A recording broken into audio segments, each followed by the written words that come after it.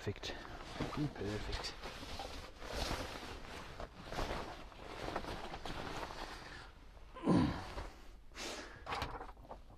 I was just having me break while I was doing the old camera setup.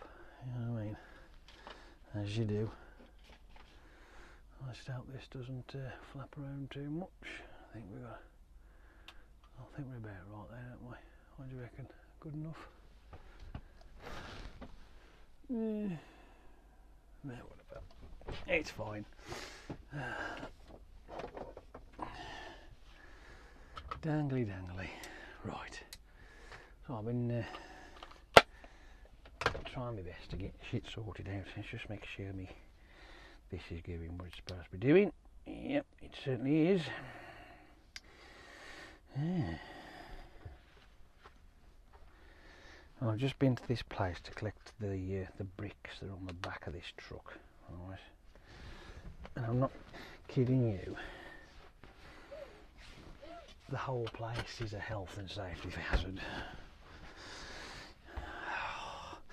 I'm all wet and sweaty. Ugh, I fucking hate it. Oh, it's because I've been. It's took me, right, from start to finish, because obviously from when the guy started to load me to me finishing strapping has took me an hour. An hour. Couldn't believe it. And my jeans are dusty as fuck. It's all in my face. And that's just remind me.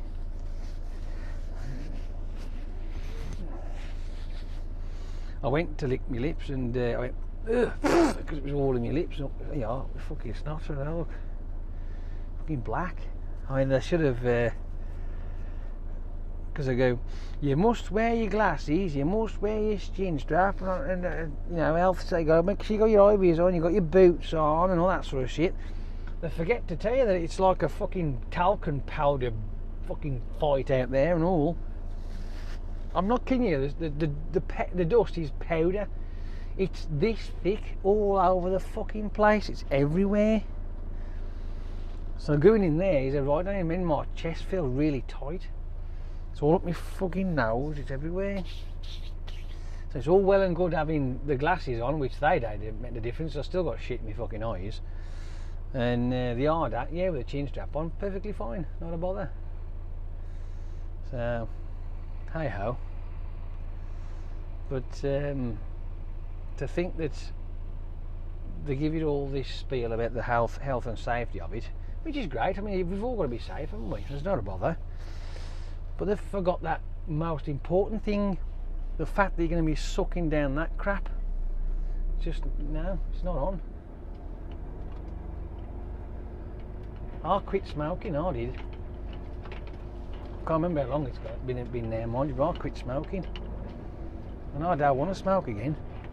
But that shit makes me feel like I've had about 30 fags. Fucking hell, it's horrible.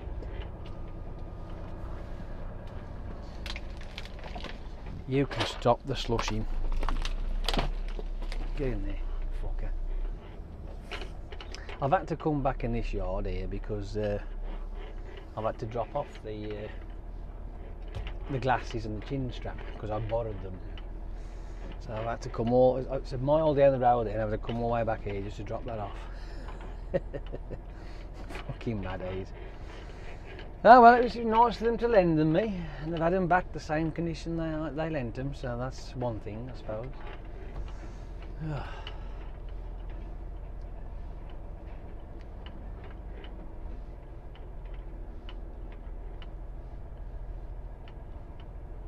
It's a bit bright, isn't it?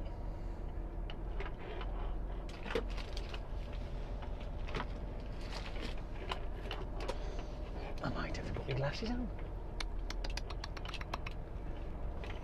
Ooh, that's better. Ooh. Now I'm in the way, because somebody's coming in.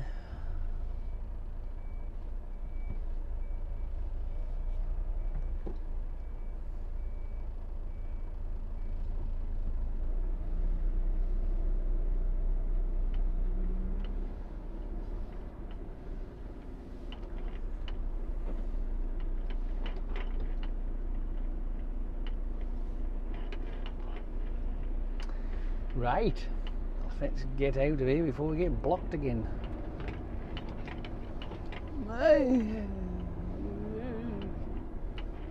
Oh, for shit's sake.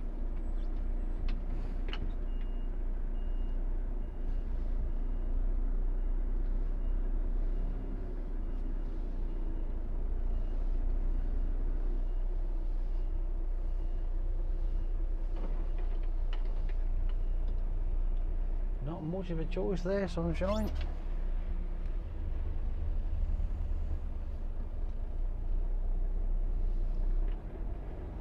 Second time's a charm.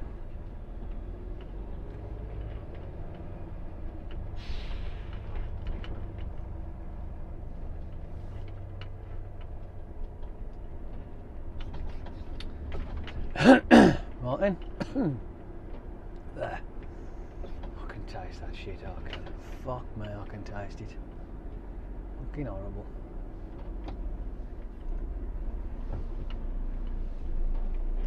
Let's go home. Let's go home.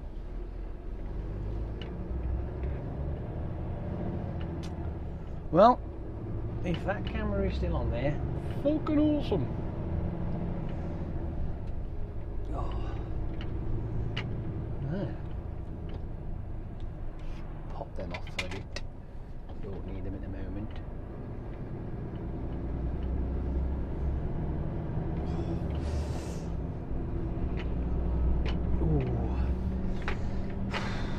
Oh, you're irritating the fucking cack out of me, you am. Fucking clunkety clunkety clickety fucking clonk. Jesus. What the fuck? Breathe.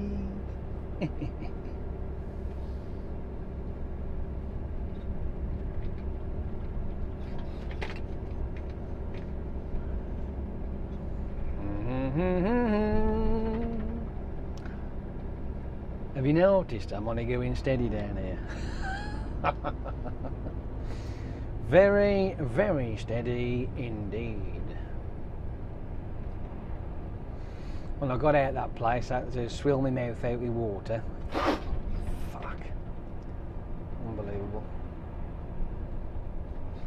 And it's like, oh really?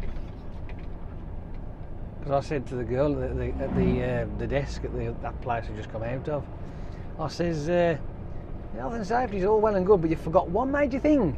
A fucking dust mask. It's thick. It's on my chest. It's up my nose. It's in my mouth. I mean, what the hell? I'm not being picky at all, like, you know what I mean? But if you're going to go, you know, be all strict about health and safety and crap, then do it fucking properly. That's all I ask.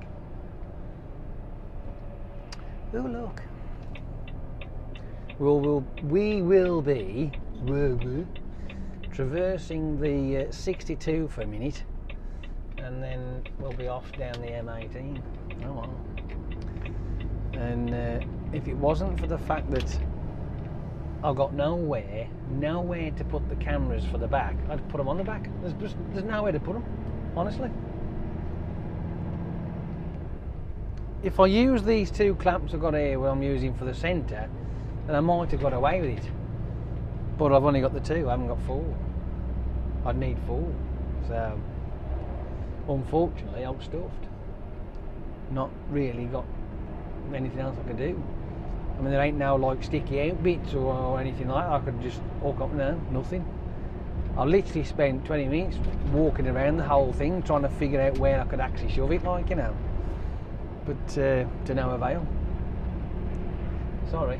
So you've just got me and that. Oh, and the one that's underneath as well, you got that one. I forgot about that one. Oh dear. Yes. That one is basically just for show. It's just a, you know, change of scenery. Something different. I have done something like that before, but I remember one of your subscribers way back, he says, could you do me a favour? And could you stick a camera underneath and show us the prop shaft? And I thought, well, I suppose so. I don't mind. You know what I mean?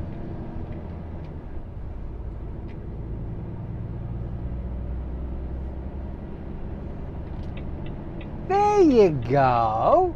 Why on earth would you want me to go back down there for? If you haven't directed me down the pig in A1, you want shooting.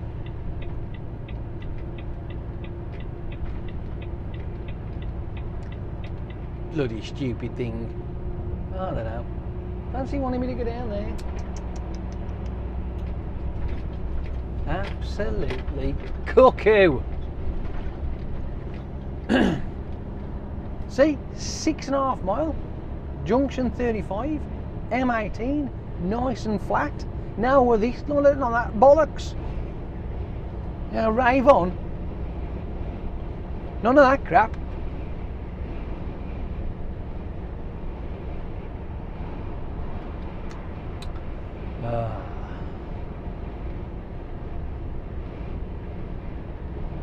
It's quite pleasant, isn't it?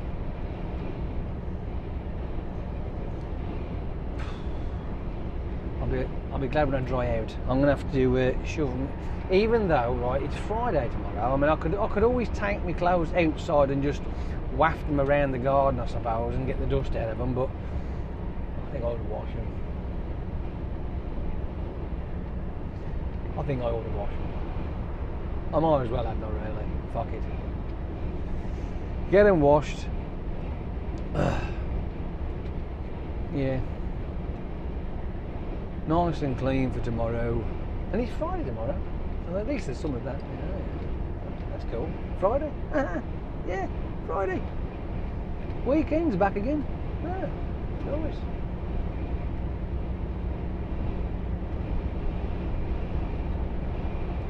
Stick a few videos up, can't I? I might as well. I could even put this one up, couldn't I? Fucking hell. Can you imagine? You'll have loads and loads and loads. Aye. Now, is he going to traverse the old art shoulder and get a bit of a whiz up? Or is he going to go, I'm going to dump myself straight out into the traffic?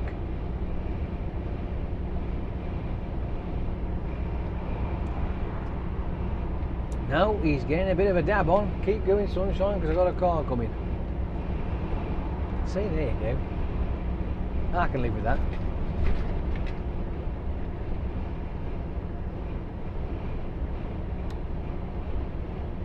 Choo choo, me goo, me goo, me goo.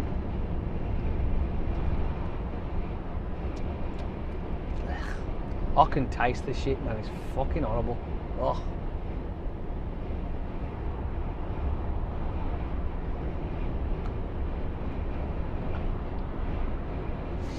Fucking naff. Where's he going?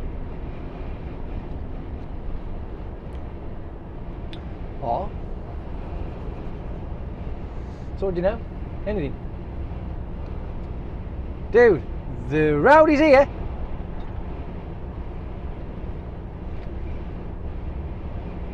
Well, you just put that back where it was.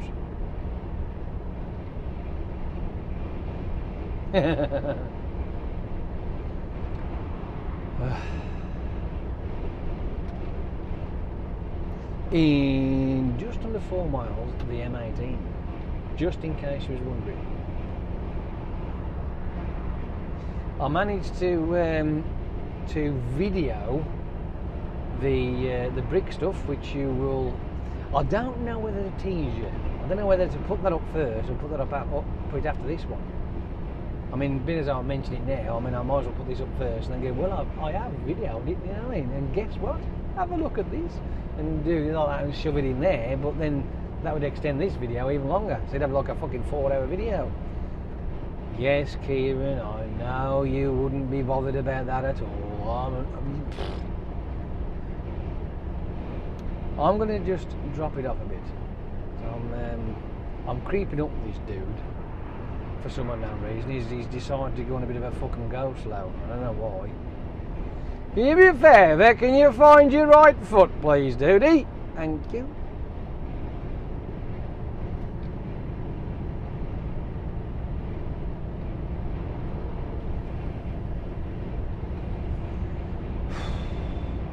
It is literally, I am shattered. Hands off to people who do this every day, because I know I fucking couldn't. Not now. It's too fucking late in the day for that shit. I mean, if it had started when I was younger, then maybe I'd be used to it, like, you know what I mean? It'd be second nature, but trying to do that shit now, I have not got the stamina whatsoever, honestly. If you'd have seen me, right, what's he doing? Is he making himself a fucking cup of soup or something or what? What the fuck is he playing at? Anyhow, if you'd have seen me, right, this morning, fanning about with the sheets, I mean, I had one of the lads who was helping me out, right? He helped me with the first one to show me what the crack is. And so then when he buggered off to go and sort his own truck out, he's could be getting unloaded, like, I grabbed the second sheet, because there was fucking two on mine.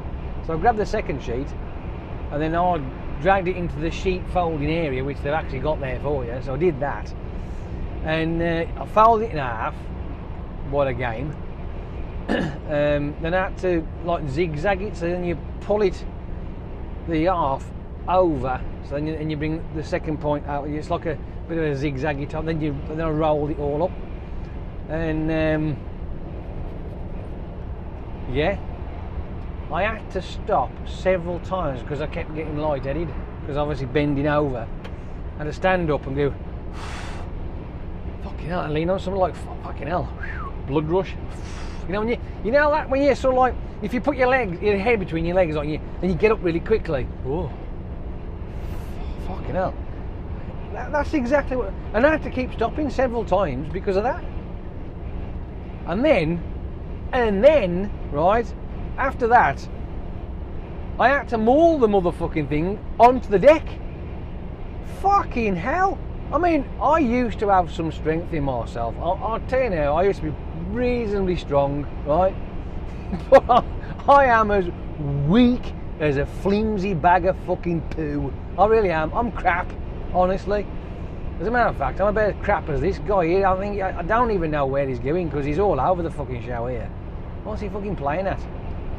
He keeps slowing down, which is pissing me off. He's obviously doing something he shouldn't be. He's got to be. Although he's tired. And he hasn't kept it in a fucking straight line yet. Look at him. What the fuck is he playing at?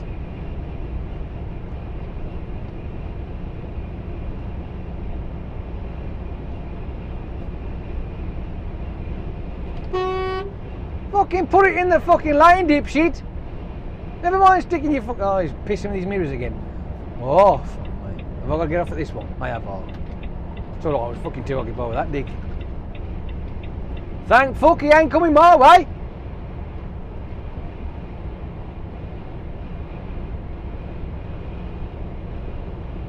Unbelievable. Fucking made me fucking indicate light, the bastard. Ooh, I could crush a grape. Right then. Oh. So once I'd mauled that sheet onto the back, and Phil says, we'll have to put that one on top of that one. And I'm like, what now? I says, I almost bust a gut trying to get that fucking thing on the deck, and you want me to put it up higher? I said, what the fuck? It's 40. I found out, right, because my brother-in-law, right, I have a newfound appreciation for his job, because he does flatbed work and roping and sheeting. Pretty much, that's it. That's his job, right? And after experiencing that, I do honestly. I have a newfound appreciation for it, because fuck me. So I asked him about it, and he says, well, it depends on what sheets you've got. He says if they're the 44 footers, well, yeah, 44 foot, and they go across, and they've got linings in. Says they're 45 kilos, Emma. And I'm like, no wonder I couldn't fucking carry the bastard things. Fuck's sake. I thought the carrying thing, like, you know, was like 25 maximum. Fuck me. No, not back aches. I was mauling and honestly, I look like a right mong.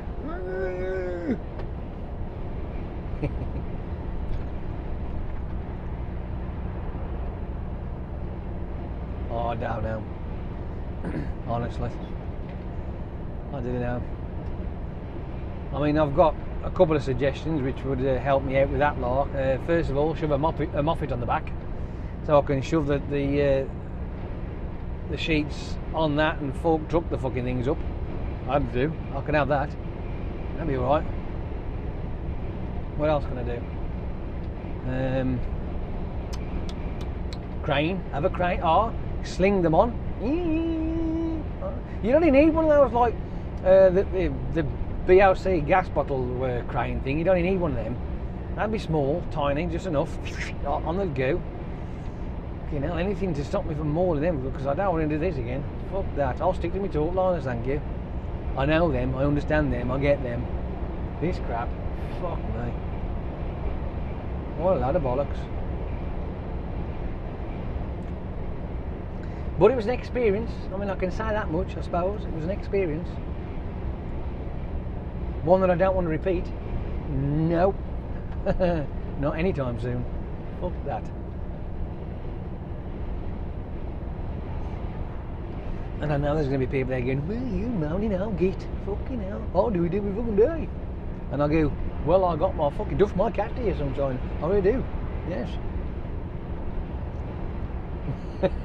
I'm only being honest. Hey, I know I am not afraid, right, to own up to my limitations. Right? If I can't do it, right, I can't fucking do it. I'm not going to pretend. You know what I mean?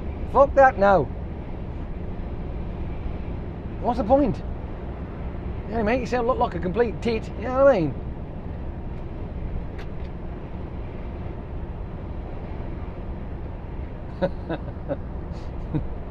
Oh dear.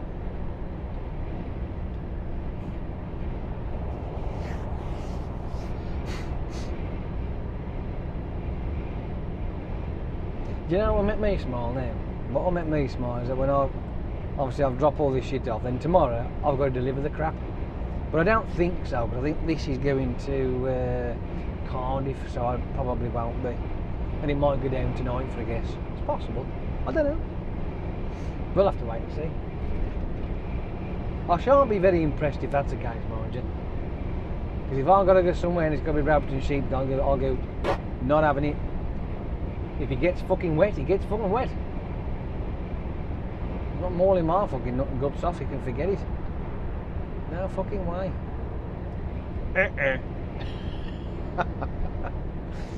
Oh dear. Yeah, well. What's the axles looking like? Any good?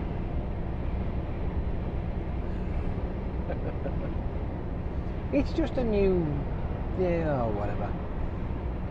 It's something different, Dave. You ain't gonna have it all the while. So don't worry about it, don't panic.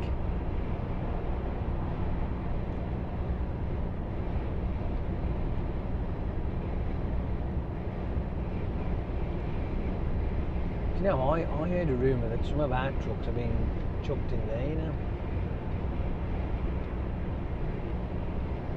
It's only a rumour, mind you, like, you know, the old ones. At least a couple of them, anyway. To be honest with you, there is one good place for them, that's a crusher. Yes. Or a firing range for a tank track. Oh, brilliant. Ah, yes. Stick them in the middle of a tank range. Oh. Watch them destroyed. Ah. Wouldn't that be awesome? Or, which is probably the better version of them, all the one, is have them all lined up in a line and have them rigged up with dynamite and have them synchronised explosions to music. Ah. You know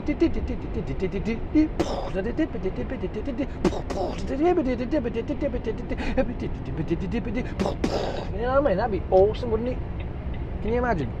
It'd be fucking great. Absolutely awesome. Oh dear. We've got enough of them, honestly.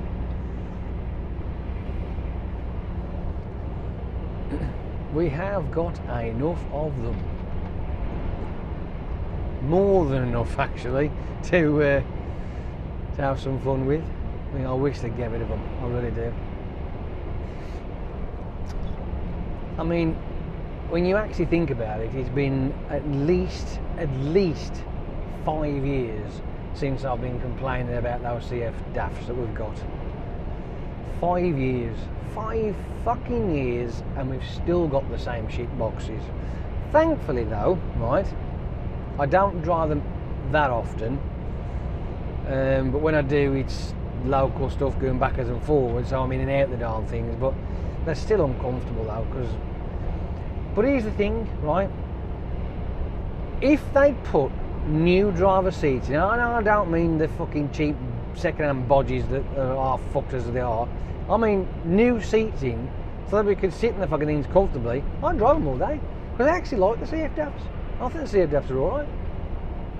It's just the driver's seat for me. I mean, because the driver's seat's absolutely trashed on all of them, and there's no support there, it causes me unwarranted suffering, and there's no need for it. Might as well talk to that fucking sat nav as much fucking use I get out of it. But hey, that's just me. Never mind, not to worry. Anyway, enough moaning. Should we talk about something interesting? Well, give me a minute while I think of something.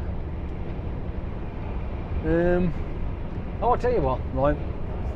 Apparently, according to the wonderful world of YouTube, there's been a lot of not sightings but hearings of unusual sounds, right? Some are saying that it sounds like loud brass trumpets, like foghorn type sounds, right? There's some are saying that. There's some are saying it's like a bit like a dinosaur farting. I mean, I don't know. I mean, but these unusual sounds are coming from the sky. Now, the only thing that makes me smile is that some of these sounds that are coming, that people have recorded, oh, what's that noise? What's that? What's going? Reminds me of Cloverfield. I'm sorry, but it just does. It just reminds me of Cloverfield. Or even The Mist, because I think they had sounds that was coming from the set sky, like, you know. And what, what's the other one? Pacific Rim, does that sound right? I think they had sounds coming from, but I mean, at the end of the day, right, well, if you lot are hearing it, why haven't I heard nothing like that? I haven't, right? I know I am outside pretty much most of the day. I mean, obviously I'm driving my truck, so I ain't really hear too much, but when I'm at a location, I'm outside, nothing. No unusual noises. But putting that to one side, right, the fact that I've not heard anything like that, right, and people are having the wondering what it could be, is it, I mean, I'm going to have to say this though, right, but there was one guy that was standing on a beach giving this report about the strange noises, and he sort of lost me when he started spouting on about it's God's trumpet of the sound of the apocalypse. I'm like, where do they dig this shit up from? It's God's trumpet. How the fuck do you know he plays a fucking trumpet, for crying out loud? I mean, what? Have you been to his concert? Was it a sold out event? I mean, come on. How can you say shit like that? It's the apocalypse, it's the sound of the end of the world. I'm like, again, how do you know? Have you been to an end of the world concert before? I mean, please let me know what it's like. And that's when it just went, oh, fuck off. So I turned it off, I just couldn't have it anymore. But,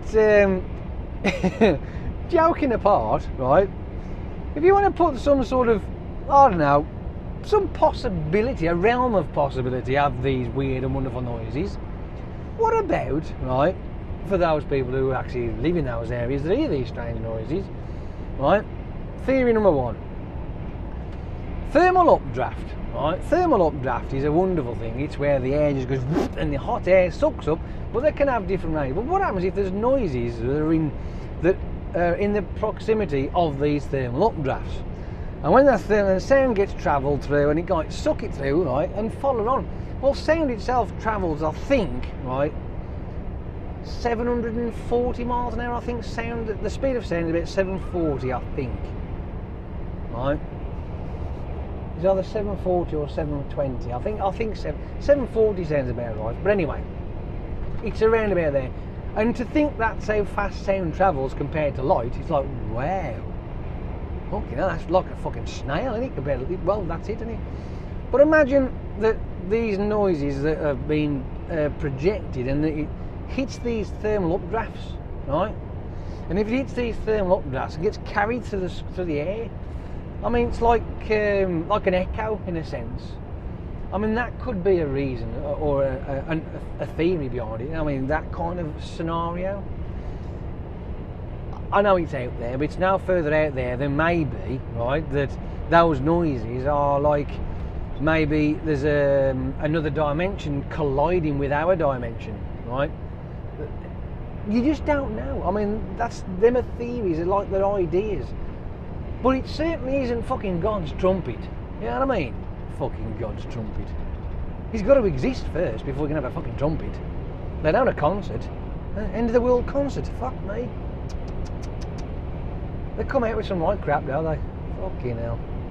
But I mean, this weird booming. I mean, there've also been reports, even on mainstream news, right? But this is, I've only ever seen America's side of this kind of thing, so not any English stuff yet. But I'm sure that might happen eventually. I don't know. But when it does, great. But apparently they've been having these bang sounds, big booms. And they've shook houses and what have you. But there's been no earthquake. And they don't know what this is and they don't know where it's coming from. Again, it's not God. So you can get that out your fucking ear holes. It's got nothing to do with... Look, you've got to have... Oh... That, when you think of any kind of deity, right, any kind of religion, right, it's otherworldly stuff, right? The shit that don't exist, right? So how can something that doesn't exist create a sound, right? And before you go on at me and saying, well, how do you know it don't exist? Prove it. Prove otherwise. I haven't got it, because I can tell you right now, there's nothing around here that proves that he does. So you can prove to me that there's a deity of any... I mean, how many gods are there out there? And by the way, there must be a good fucking few thousand of them, isn't there? But, you know, whatever. So, it ain't none of that crap. It might be some secret underground experiment going off that may be the reason for these big bangs, I don't know. Or it could be interdimensional shit that might be happening that we don't know, right? But it is fascinating. I mean, I'd love to actually experience it. I mean, I've got to admit, I would love to experience it and to see what it's like for myself. But until then, I mean, I can't really go, well, you know, is it made up? Is it not made up? Because the difficult thing is to have it something that you would could definitely say that is true is if you're standing there next to the person who's videoing it. But if it's just somebody who's uploading a video of the sky and then the audio of a sound, you can't really put any stock in it, because you can add that shit. You know what I mean? It's as simple as me adding the audio from this voice recorder to that video track. I've added it because there is an audio on there as it is, right? And I take that audio off and put this audio on. I've added it because this is a better audio than that is. So, you know, where do you draw the line? I I don't know. And obviously the next breath it could be aliens as far as I'm concerned. I mean, why not? Might as well.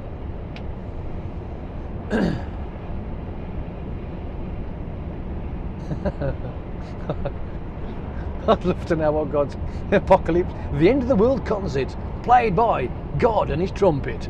Woohoo! Oh, I bet that'll be a fucking sold out event. Agent Jay's back.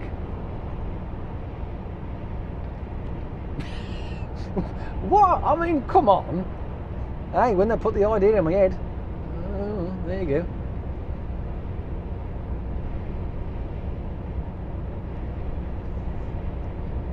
I mean, when you think about the whole planet as a whole, and the fact that we have so many strange things that do happen, you've only got to go back a couple of thousand years and to think that some of the shit that we do today, and 1,000 years ago, or 2,000, they would think it was like, wow, magic.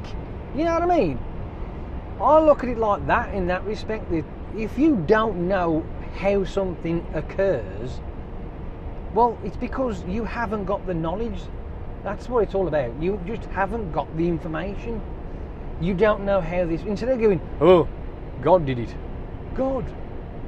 Well, no, not necessarily. Because first of all, you've got to be, that sort of thing's got to exist. But you can't prove that it doesn't.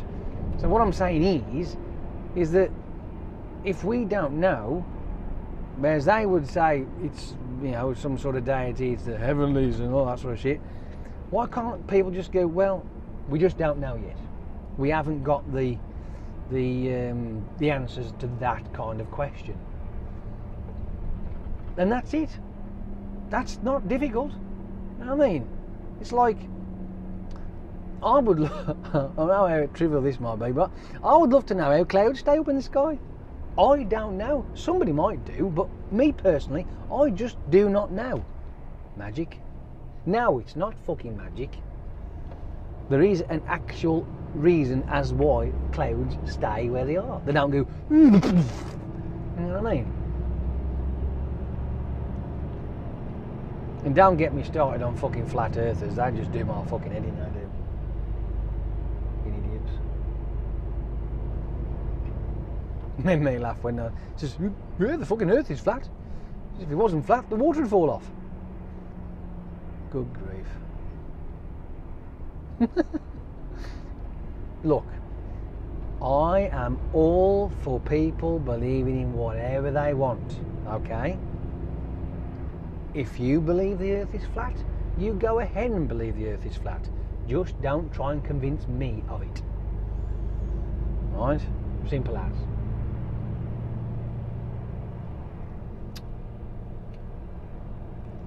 It's like saying telekinesis is a real thing.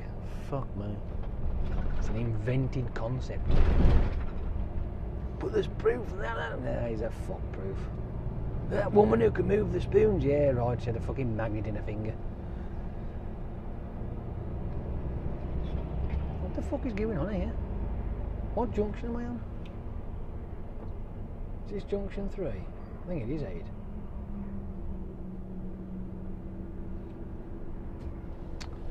We don't want this naff, do we? Do we, fuck? That's a problem when the M18's only got 2 lanes, because then it's, if there's anything happening on it, you're screwed, are you? Apart from the other end of it, then you just break into 3, but this doesn't look good at all, does it? No, it don't.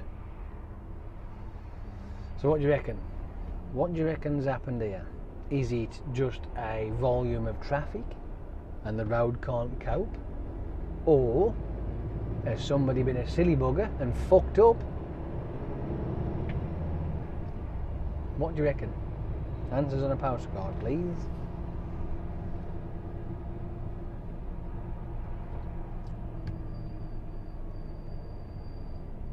Yeah, well, I thought about opening up a PO box and see what fun that would give me. Oh dear.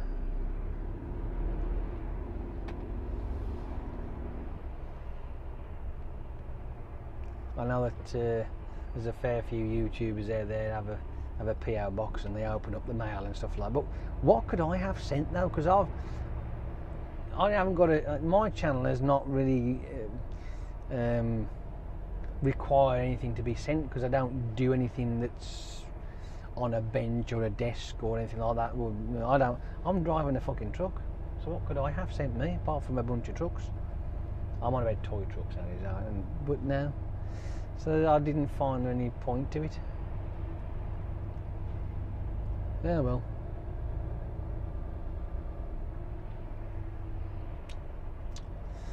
Yeah. Sun is shining, but the temperature is still low though. It's only 6 degrees. It's nice and warm in this cab though, that sun glaring at me. I'm starting to dry out.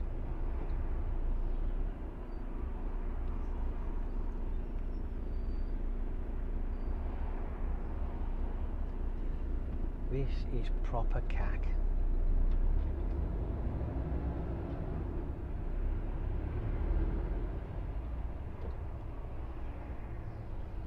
It's a right bag of marlies, isn't it, this one?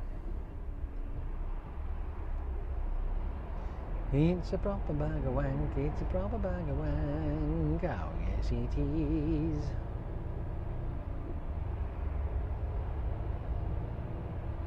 I1 junction 37 to 38 congestion. Oh, alright.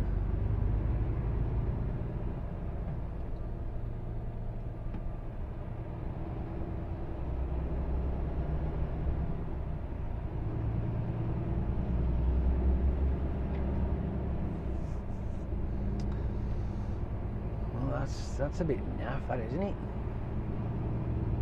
So that junction there has caused all that fucking chaos.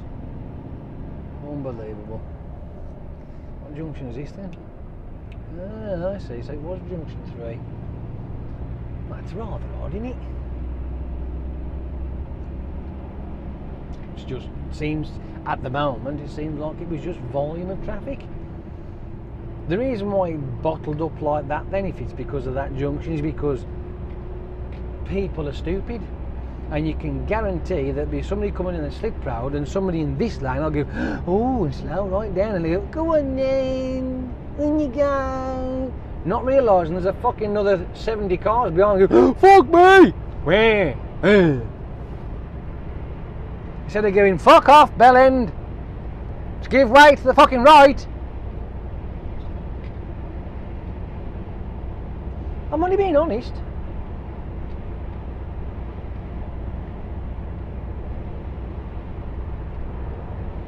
Well, at least we're going. That's the main thing. We are on our way. Finally. Yeah.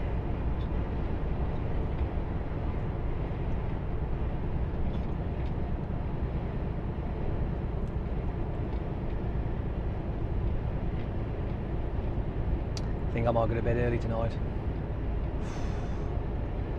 I did go to bed early last night as well, but I still feel tired. I really do. Look at that shit. Fuck me, I'm glad I ain't doing that, mate. No, it's no good. I'll tell you what I have done, like, last night, while I was watching telly, I was flicking through eBay, and I've bought myself a couple more microphones as spares, because this is the only one I've got left. This one here. It's the only one I've got left. I broke the other one, the cable snapped. I had a similar one to this, but the cable was about 50 fucking foot long. It was crap. It was a braided one as well, it was rubbish. So that was useless.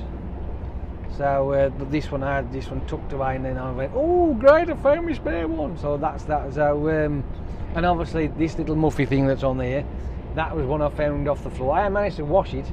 I shoved some wash up liquid in it and hot water and give it a good old squeegee and like done all that, like, you know, and all the crap came out of it, and then it's all nice and springly. But I've ordered some more of these muffy things.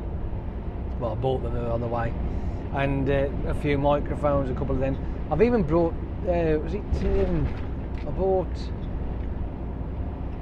two oh, go on, what were they called? I can't remember what they're called now. They're expensive, right? Compared to this one here, even though I know I'm grateful the way it sounds, because it's got a really nice sound to it, and when I'm doing me video editing, like, you know, it sounds really nice. But I looked for this particular type, and this is cheap as chips, but only a couple of quid, as soft as it sounds. It's only a couple of quid, and I couldn't find this one. Well, I was last year now when I was looking for new microphones, at least last year, and I was flicking through again, and I actually found this type. So I've bought 2 of these, but as I'm flicking through, I found some really nice ones. I thought, ooh, and they're like a bit of a multi-functional thing where you can have it on a cable, right, and you can also take the mic off and plug it in right in the bottom of the phone. So oh, hello, get out and walk. So I'm hoping that those will have a real nice crisp sound to them. But I bought 2 of them. They were a bit more expensive, they were. But you can't have, you know, you have to have spares just in case. Spares are always good. It's a good job I had a spare frigging clamp on it from yesterday when I bust that bloody thing off. Yesterday being the 21st. I'm getting bored now. I want to go. I want to get round this dude. But I know I'm going to go creep. Come on, people. We're almost at the top of the hill anyway, are we? Fuck me.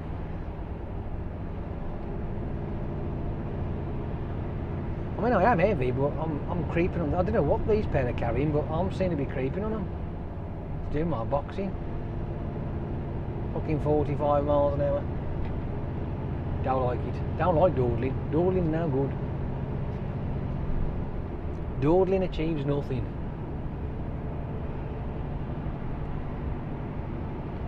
Right, stick the indicator on. Let's get round him.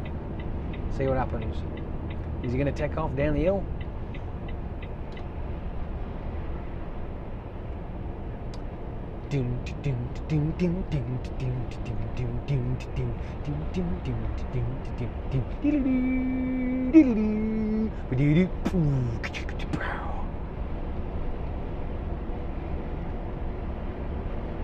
What?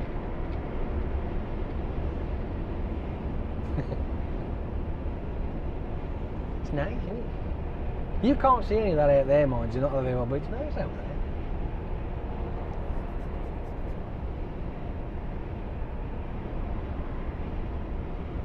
What else did I buy on eBay?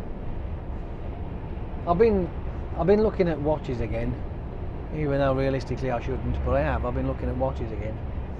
I was looking at some of these red LED ones. So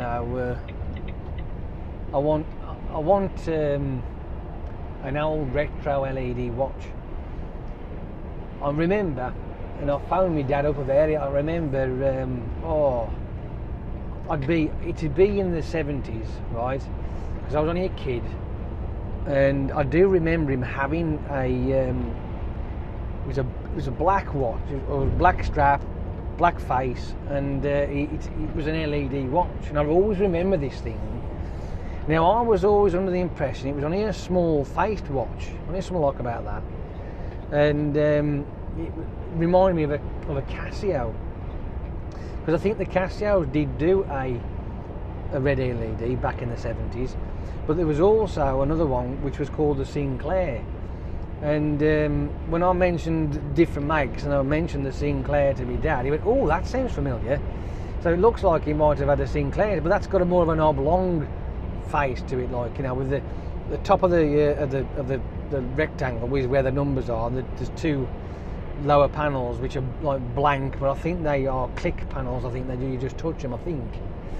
But yeah, and I do remember him having that. I've always wanted to find one, like, you know what I mean, but I mean, I wish I'd have kept hold of the one my dad had, but apparently he says that the reason why he ended up not wearing it half the time is because it used to chew batteries up, could have it been LED.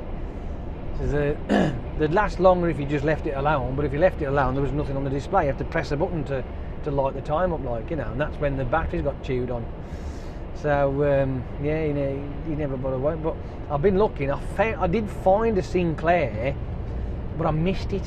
I fucking missed it. It was on at I think it was coming up for like 75 quid. I was umming and ahhing, like thinking, fuck. But I've looked since, and they're like 500 and 300 and 600 pound. These fucking things are going for, like, you know. So I thought, well, I missed out there though. But I have been looking at the other ones as well, the old Casio versions. But there's a shitload of different types of red LED ones from back in the 70s. Pulsar, there's Compression or something it's called, or there's that type. There's a Timex, they do one. But these ones, they look, I'm not kidding you, right? They are definitely 70s. This watch I've got here is a stainless steel with a gold inlay on it, right? Gold coloured inlay. But it doesn't look too tacky. Whereas these things are all gold with a real cheap bracelets on it, which looks like folded metal. And yeah, and with it looking gold with the red LED face, well, they just look nasty. I mean, okay, if you had one that was a pristine, you know, and there was not a mark on it, and you could have it as a collector's piece, I suppose, but no, it's not something you'd want to be wearing, really. It's just a bit blah, blah, blah, blah, blah. Not just no good. It's rubbish. Absolute rubbish. But if I can find one, I'll get one. Maybe. Just depends. We'll just have to wait and see. But if I can find one of those Sinclair ones though, and show me dad, I think he'd love that. Fucking stunt driver there. See that? Fucking cockhead. What an absolute fucking knob jockey. Tra la la la la la. I can see me having to order myself 2 more of those clamps. Then I might be able to get away with shoving the cameras on the side of one of these flatbeds. Oh.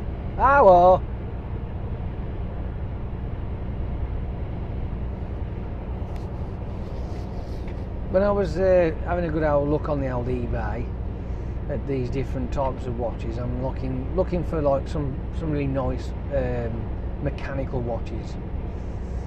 I mean, I do like my watches, but I'm not a fan of battery powered watches too much.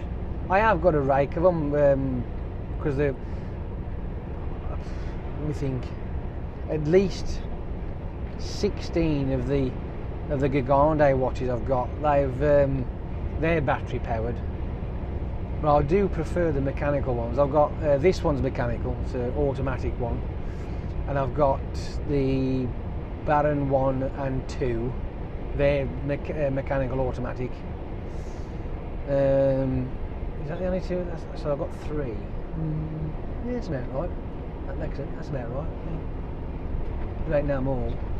No, all the other ones are all battery powered, which is a bit naff. But they're all right. They're nice watches. They're pretty enough to look at, and I like them. I have got some funky stuff as well. Some real cheap tat that I found that was, in my eyes, that was quite, you know, interesting. I like the binary watches as well. I like those. I've got a few of those. I have got one, right, which I am glad I've got. It's a binary watch. I have took pictures of it before now, and it looks like how can I put it? Like a stained glass window of a old house. It's all broken, and each little segment will light up to illustrate the time. You have to, if you don't know how to use it, you're going to have to read the manual to understand how the time works. And you've got red, green and yellow. Those are the 3 prime colours you got on there. And let me think how it works. I think it might be, I think, because it's been a while since I looked at it.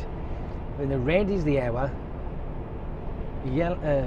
green is minute, and the yellows are, no, that ain't right, is it? No. I'm trying to think which way it goes. Red would be an hour. Right, yeah, I got that. Green, I think that might be that's right. Green is 5 minutes cycles, and then the yellows are minute cycles. It doesn't do seconds. So there's minute, 5 minute, hour. I think that's how it works. Yellow, green, red. So yeah, it's a bit of a pig to get used to. And it's on like a bracelet, solid, with a clasp. But it's solid metal. It ain't like links. It's just one solid piece. Yeah. And I have searched everywhere on the net for that particular. They do them, and I've even typed in the code and the name of this particular watch, and it comes up with one that's similar, but it's not with the shattered glass. Like it hasn't got that, and I can't find one. I just can't find one anywhere. So maybe I've just looking. I've dropped on. I don't know, for a unique watch, like, you know.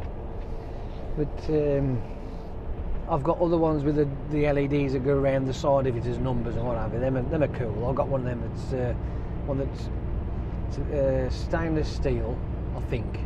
It might be cheap tin, I don't know, but it's a big face and it's got all the dials around. And I just find them time watches are quite unique. They do a better ones that are a lot more expensive, but I can't afford that. But I've even had some cheap mechanical watches, and I mean they are fucking ugly cheap. Now I threw one away yesterday that was broke, and it's an automatic watch. It's got push button activators for these side little levers that go around it. But it kept, you'd wear it like, and for some unknown reason it just would stop ticking. Even though it's wound up, it just stopped ticking.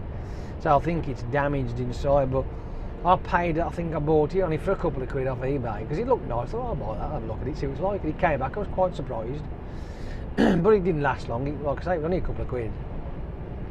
And I found the same watch on eBay for 101 quid. I'm thinking, who the fuck are you trying to rob, you robbing bastard? There's no way that that's worth 101 quid. Not a chance. But I, 1 quid it might be worth, 1.99. Not 101, not even close. Right. Never mind, eh? Not a lot you can do about that. Is there any particular reason why you shoved yourself there, dude? In my fucking gap? You clotted lump of turd. Klingon.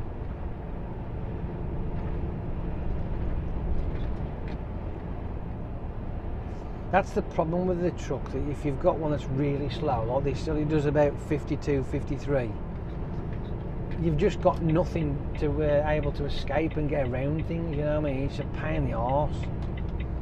If you're just not quite fast enough, you end up spending too long trying to overtake crap. Then you have like people like this here, this dawdling arsehole who will sit behind a vehicle, right? It fucking infuriates me. They sit right behind a truck that's doing, what, 52, trying to overtake, and they'll sit there, the next lane, open, clear, nothing in it. And they'll just sit there all day, forever and a day, right? And then as soon as the truck pulls in, whoom, off I go. I just don't understand their mentality. I'm just baffled by it. Fucking infuriates me. The worst place that you could ever be is right on the fucking back end of a truck. Worst place. Being behind a truck, brilliant. But make sure, you know, at least a fucking truck length away, not sat on a fucking bumper. Stupid. You get them though. Unfortunately, you do get them.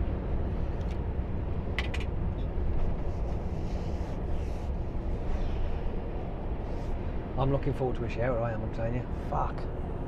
Get this grime off me.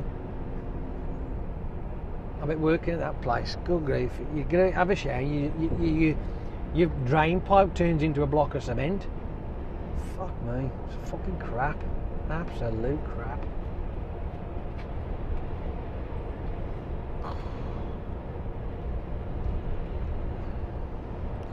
I'm fucking eye. I've got somebody in my eye.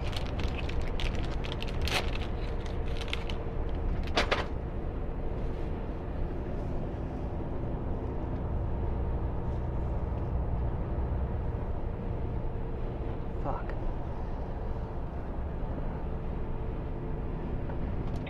You lot out there are doing this on fucking purpose, aren't you? Just to piss me off. I know, it's Jace, look, well fucking pull in front of him and shove myself where I don't need to be.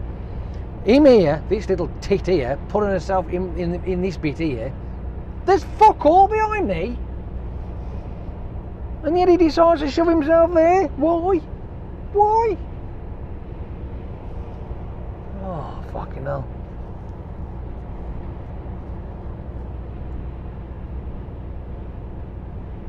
Ooh, I can see. Ooh.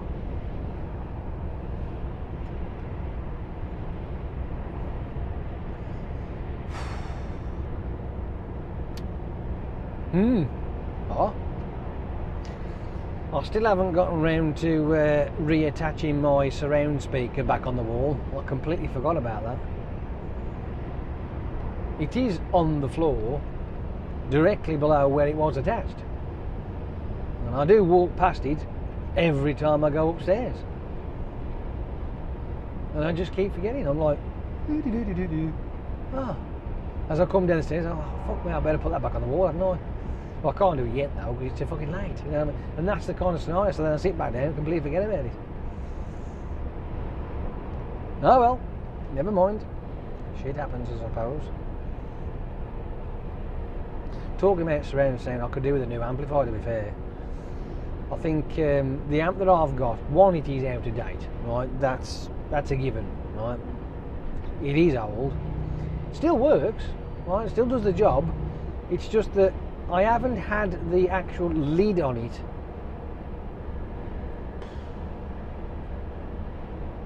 Well,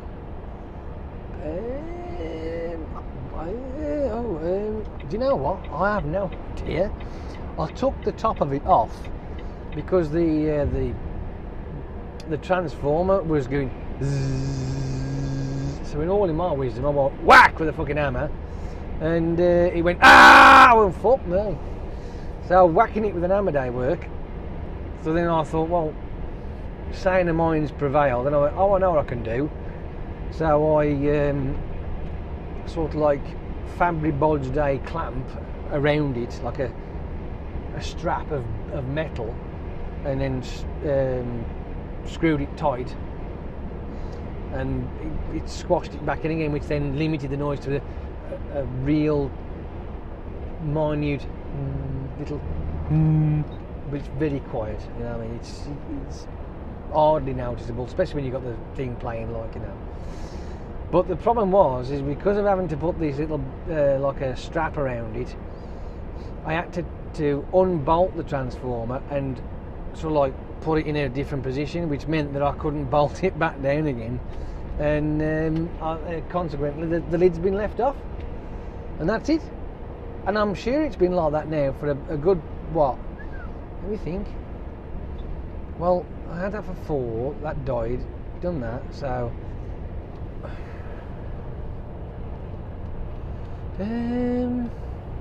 I think I've had my replacement TV for 5 years, I think. Don't quote me on that though, so 9 years? Really, has it been that long? Fuck me. Has it really been that long? Well, then again, thinking about it, we are in 2018 after all, ain't we? And if I really do think hard, shit, 20 years I've been in that house. Now, if I'd have been paying my mortgage correctly, I'd have been paid by now. Oh, for fuck's sake. No, I wouldn't. I'm telling porkies. Oh, dear. 20 years? Fucking hell. I think it is 20 years. I think it is 20 years this July. Because I'm sure it was 1998 when I moved in. Yeah, 1998. 1998, I had my first TV for that house was a 32-inch widescreen tubed television by JVC. It was a cracking telly, that was. Oh, proper. And I'd got my old surround sound system, but that particular surround sound system I had, and the setup the way it was, because the TV was under the stairs, and you sort of like, it was all out. It just didn't fucking work. It was crap. But the thing I had was it was a Sony one again, but it was an older version, where you'd got the centre, you got left and right, but the back surround was mono. Even though it was 2 speakers, it was only mono. Not like today, where they're like fucking, I think you get some of the top end stuff is like 11.2, like, you know what I mean? Because they've not only got centre speakers, which are stereo, they've got 2 stereo left and right. They've got left and right atmospheric, which is up in the air. They've got side speakers, right, left and right. Side speak. There's fucking millions of them. They're all over the bloody place. 2 subwoofers. Fucking unbelievable. So the best room to have is a rectangle room, and you stick your TV on the longest point.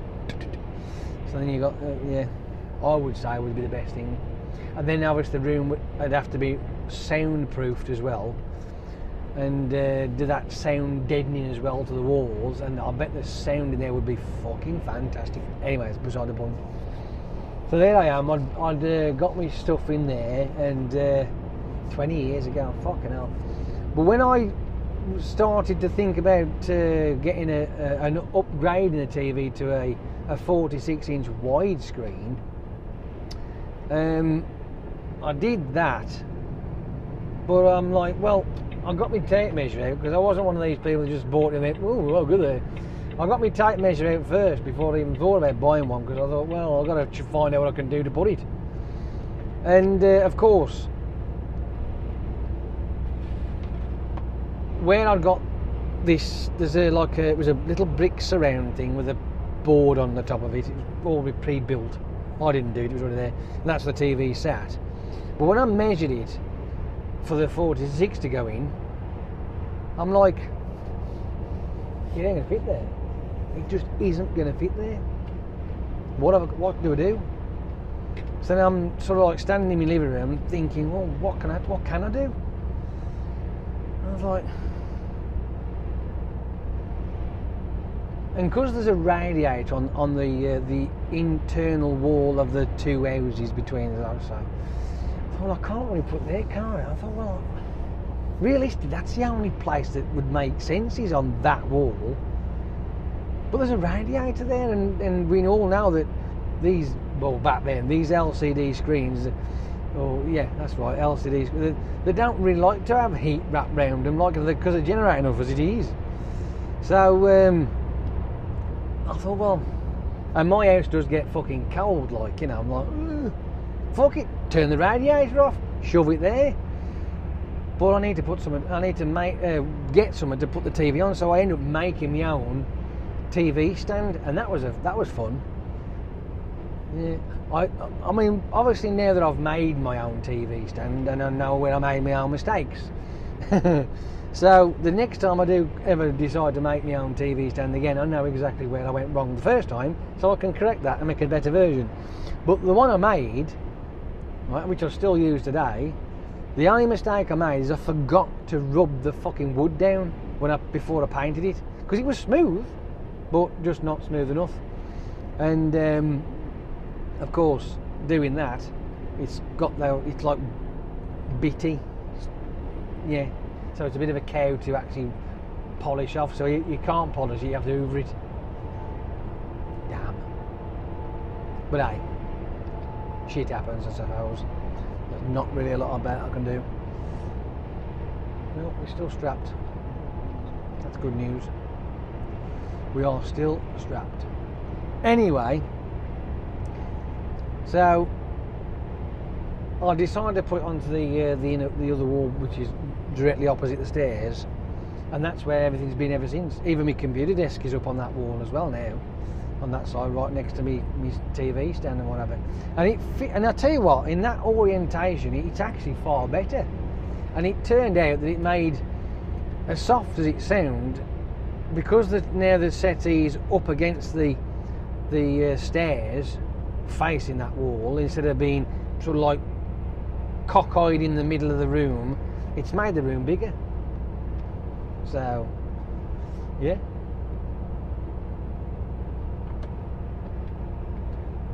And the reason why TVs went under the stairs in the first place is because I have lived in that area pretty much most of my life. Well, I have moved into different locations, but that type of house, I grew up in that type of house, because literally around the corner is where I grew up.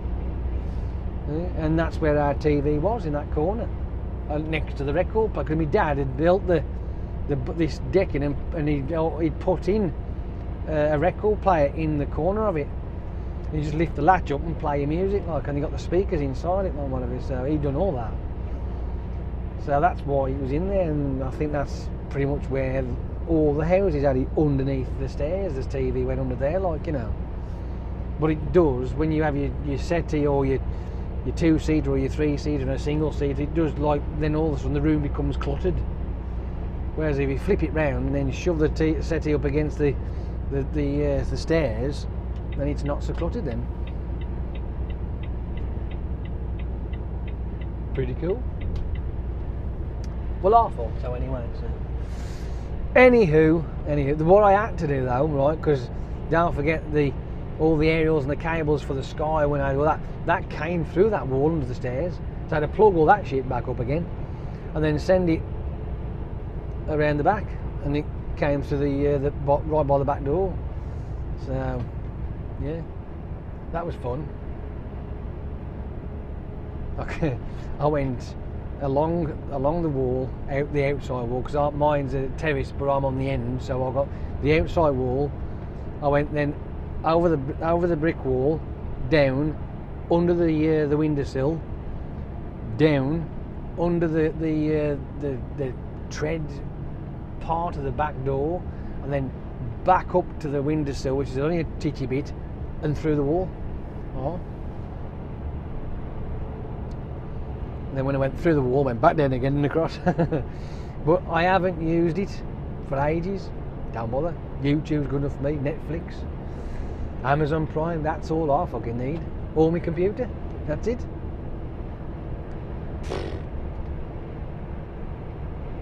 Oh. Talking about Netflix, guess what's coming soon? Jessica Jones Season 2. Oh, fucking have that. Ooh, yeah, baby. Can't wait for that to start. Fucking brilliant. There's a trailer out already for it. Ooh. I've seen Season 1 3 times. Start to finish. Season 1, boom. 3 times. It's a bit like that, what's the name? The Newsroom. I bought them on DVD. I've actually put them all on my computer. I've watched that twice.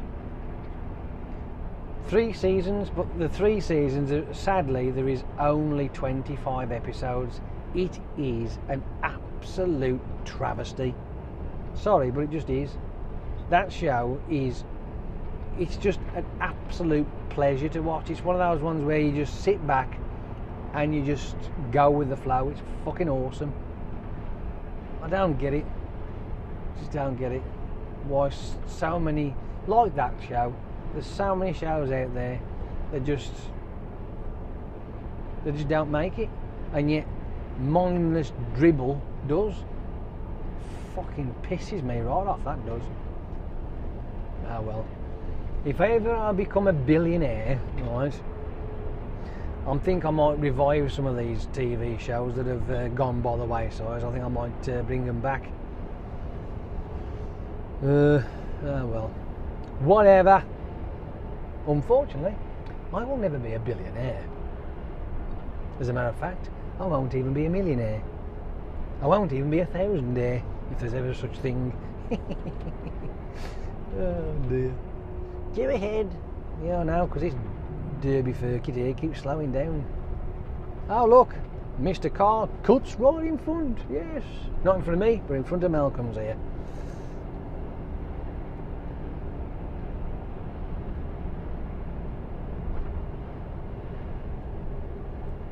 Sun is shining, the weather is free, yeah.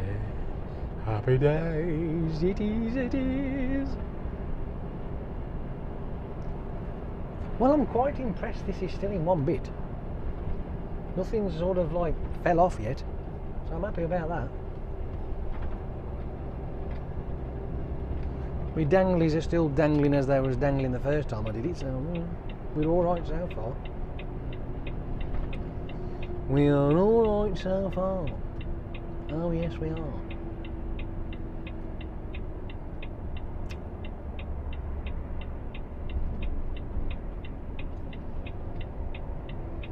Now I think I'm going to have me a swig of water, a bit of agua, because I am thirsty.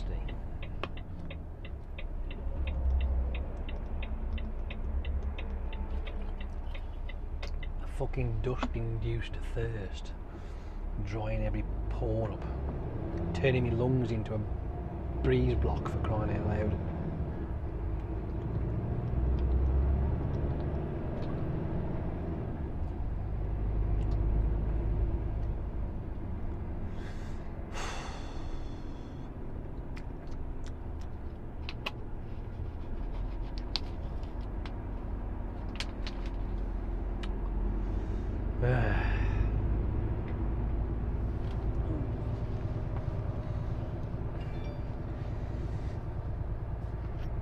Do you know what makes me laugh about this bizarre world that we live in, right? And all these weird and wonderful things that people say that they witness and whatever. The bit that makes me laugh. Oh, come on, fucking thing, get out of the way.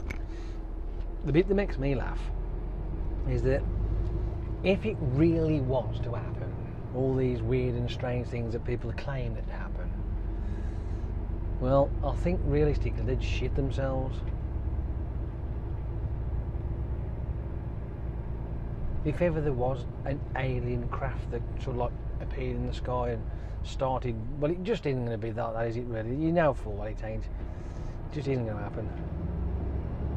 Because as soon as it came in the sky, it just go, it's just fucking starting an all out and everything.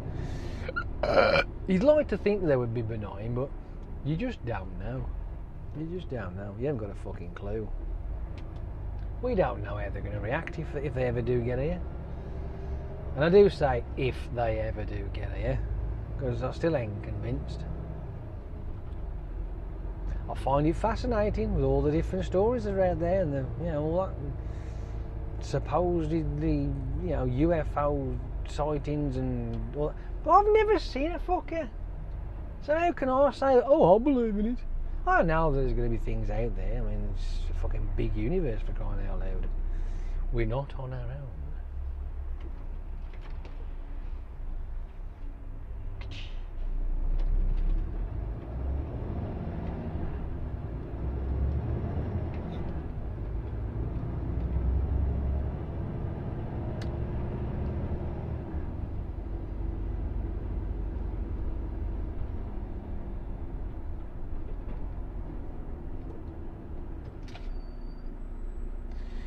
You bastard!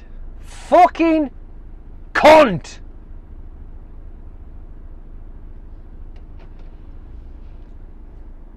I apologise for that outburst there, but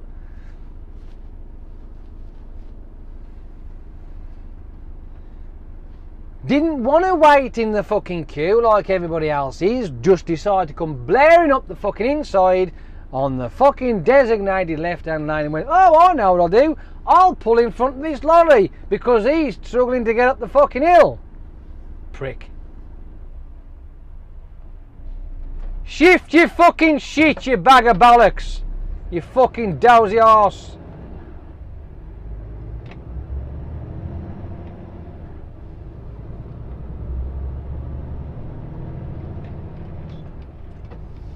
Personally, I hope you have a fucking flat tyre, cunt.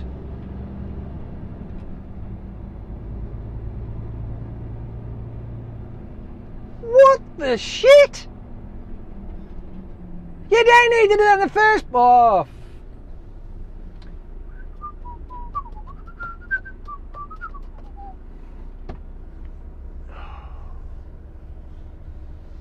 For the love of Pete.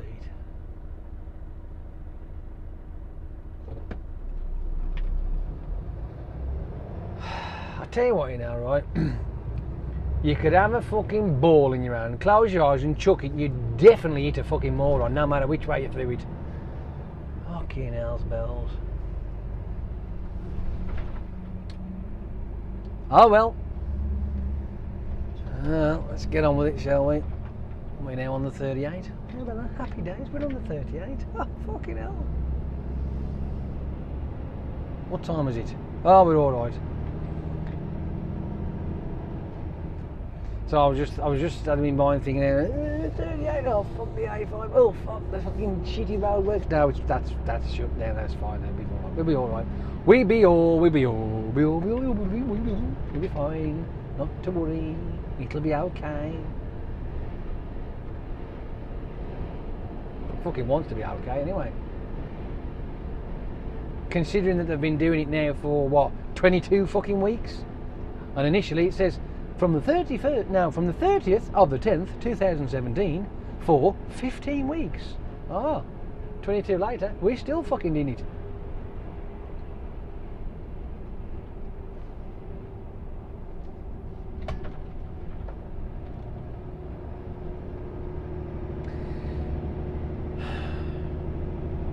I would have overtook, but the only thing is, because of all the cars, why is this dude here? Why did he doodle down that fucking hill? I don't get it. Is he brand new? Or is he just being an idiot? I know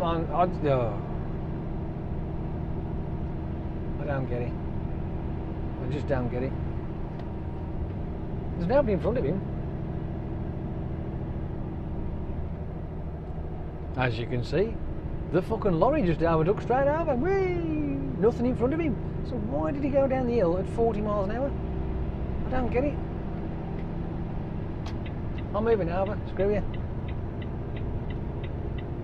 Let me through, let me through. Let me thrape their bollocks off this thing so I can get through. Cause you're doing me fucking head in. I know what it is. Oh, good grief. So I'm here now doing this, right? Pulled it, and yet now I've found another guy that's going fucking... How is it that people can go slower than this thing? It's milk float slow, for shit's sake. I mean, he must be on a fucking fuel-saving bender, I think. I mean, quickly, let's not do it. Let's just do it slow. Quick, no, slowly. Gingerly press the pedal. We've got to watch to make sure those litres don't get pumping in there too quickly. Oh yes. I'm on 13 miles to the gallon. I'm trying to get to 14. Fucking screw that shit. That's for mugs, that is.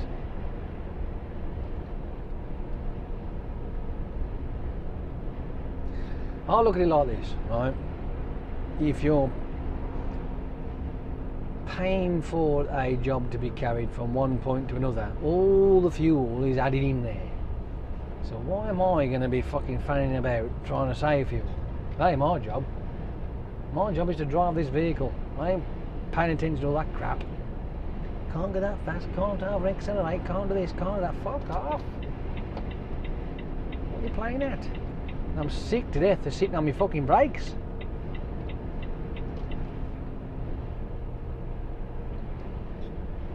You would think that I'd be bombing down here, wouldn't you? I'm not. I'm doing 50 fucking 2. Use the coasting, sunshine. Gotta get the fucking wheels rolling down this hill. You're allowed 60? You know what I mean? You know what I mean? Get it going, sunshine. Not illegal. It's not illegal. 60 mile an hour. You're allowed 60 miles an hour. Not a problem. Right? I've never known anybody coast down a hill at fucking 40, mind you, but hey, it's each their own. It ain't like I want to get home at any time today, you know what I mean? Oh, no, not at all. I'm happy just to pootle on. I can be out until fucking 9 o'clock. Do I want to be out? No. It's going to be after 7 o'clock before I get home, and that's bad enough. Not impressed with that at all. Am I fuck? Money. Dish. I don't earn anything extra after that now. Once you start saying over the 10-hour mark and hitting the 12, then I'm losing. That's why I don't like it. No. Don't like it at all.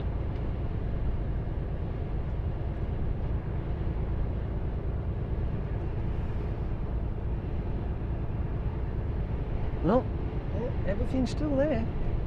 It ain't gone anywhere yet. It's quite nice, isn't it, when you think about it? It's like, ooh, it's exciting and stuff.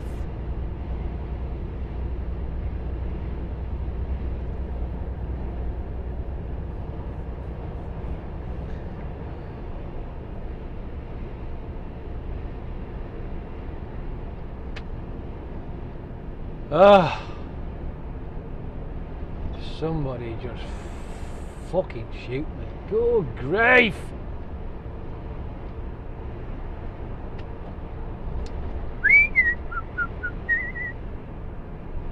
See what I mean?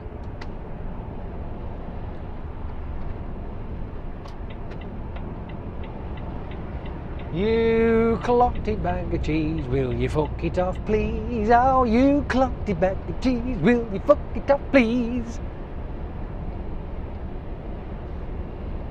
I'm convinced that person there overtook me.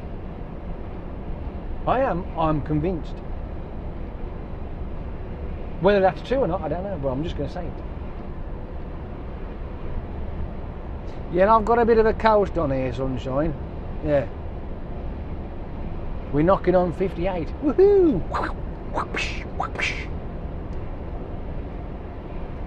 Now I can lob it over here for a moment, because I'm going to slow down now.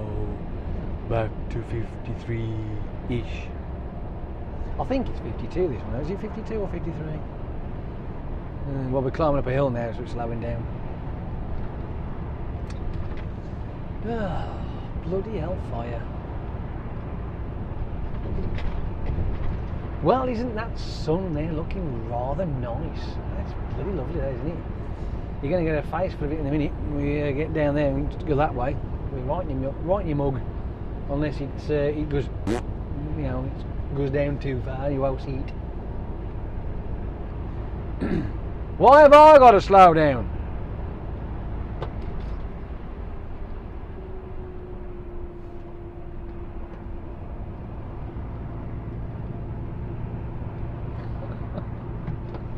Please, Willie Speed, let me go, for I don't want to be stuck up your ass anymore.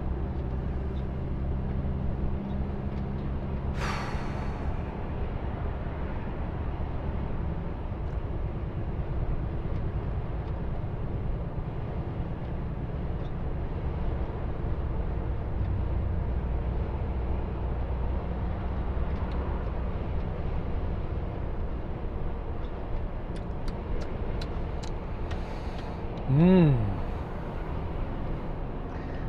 don't know what to have to eat tonight. I ain't got a clue. I don't know whether to have the pizza I've got in the old freezer, or whether just to have some Weetabix. I ain't that fussed. Because I had Weetabix this morning, but I stopped off at the services, right? And I wanted a snack wrap. And the lady behind the counter, Pat, she says, snack wrap? I said, we don't do snack wraps anymore. I'm like, what? No? We do these, well, yeah, them things? What the fuck is that? I said, that's the alternative, really? So, what's in it? Cheese and bacon. What about sausage? No. You kidding? No, just cheese and bacon. I said, what's the point in that? You know? I mean, don't get me wrong, I don't mind cheese and bacon. I thought, well, I'll have to have myself a breakfast wrap then, won't I? Because I want my sausage. I like sausage. It's nice. That's why I had that one. It wasn't that bad, actually. It was alright. Even though I've gone off the normal, which is the wrap, what's it called? Any of the deli wrap things, and the fries are no good now. I've gone off them, but the breakfast wrap, I was quite impressed. That didn't half taste nice. Went down really well, and I thought, well, I didn't come here for one of them. I only wanted a snack wrap. Fuck, and a cup of coffee. Oh, and I bought some wipes as well. They run out, which is pretty crap really, because I'd already bought a bunch of them, and in my car, yeah, I got 2 packets in there. They're no good in my car though, are they? No, not when I'm like fucking 130 miles away. I'd run out, you see. It don't matter anyway. I had to stop an hour because I needed the toilet, so that was whatever. You know what I mean? So yeah. Screw it. Yeah. Oh, there we are. I've done an hour and a half of driving so far.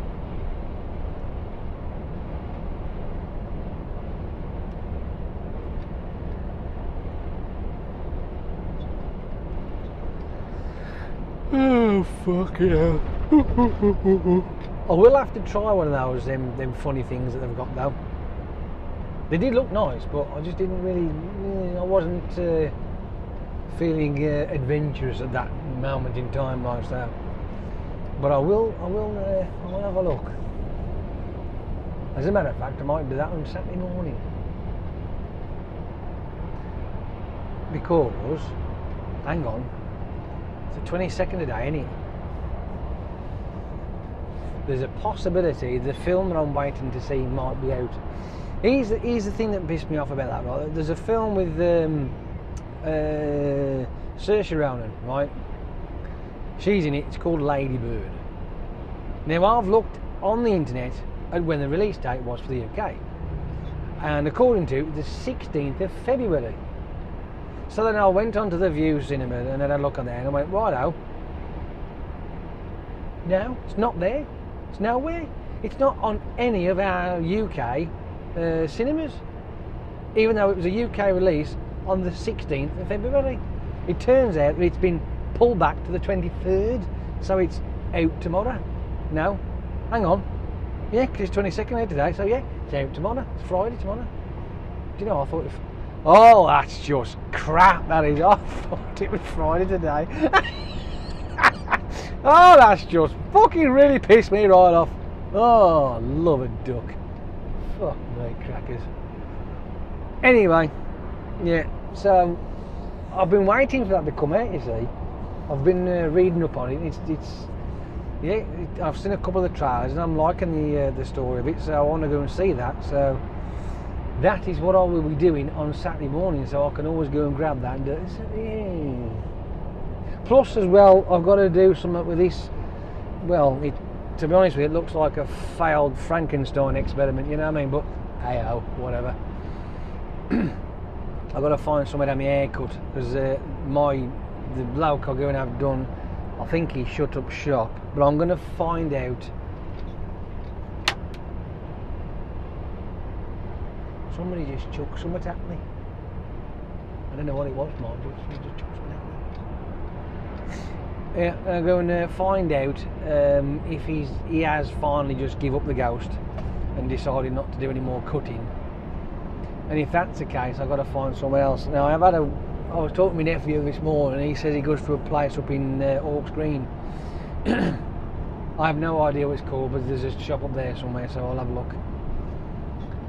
But you see, my head it's the back here, right?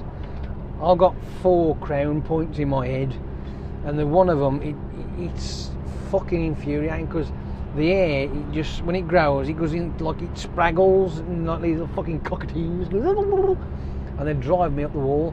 It's like here now, because they stick out, they catch the back of the headrest, and I turn my head, and it wiggles. Oh, it's just fucking annoying as piss. It really is.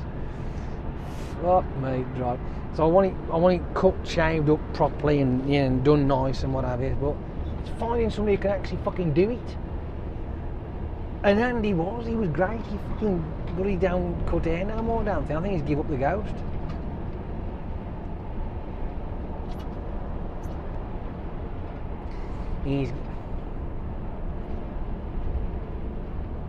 Sorry, my eyes were playing tricks with me then. He's give up the ghost, I think. I think he's give it neck.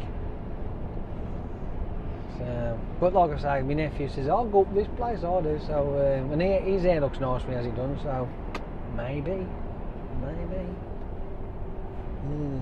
But if I can't find anybody to do it the way I like it, then the fucking clippers are coming out. Wow, wow, wow, and I'll fucking zip the fucking lot off. Screw it. Sound like I haven't had that before. I do like having a bit of a do, you know what I mean? A bit of a style. But if you can't find somebody who can actually fucking do it right, and you actually want it, it tends to get a bit annoying. I mean, I went to when I think Andy was, I think we shut the one. No, I think it was on holiday. I think it was. I went to one in the Quinton, and I asked her to do stand aside like that and just trim it on top. And when I come out of there, I look like I got a fucking mushroom on my head. I'm like, the fuck is this shit? Went, I'm like, what are these bits here? So when I got out, I went with my own clippers and fucked it all off. I thought, I can't be doing that. Fucking, what a mess.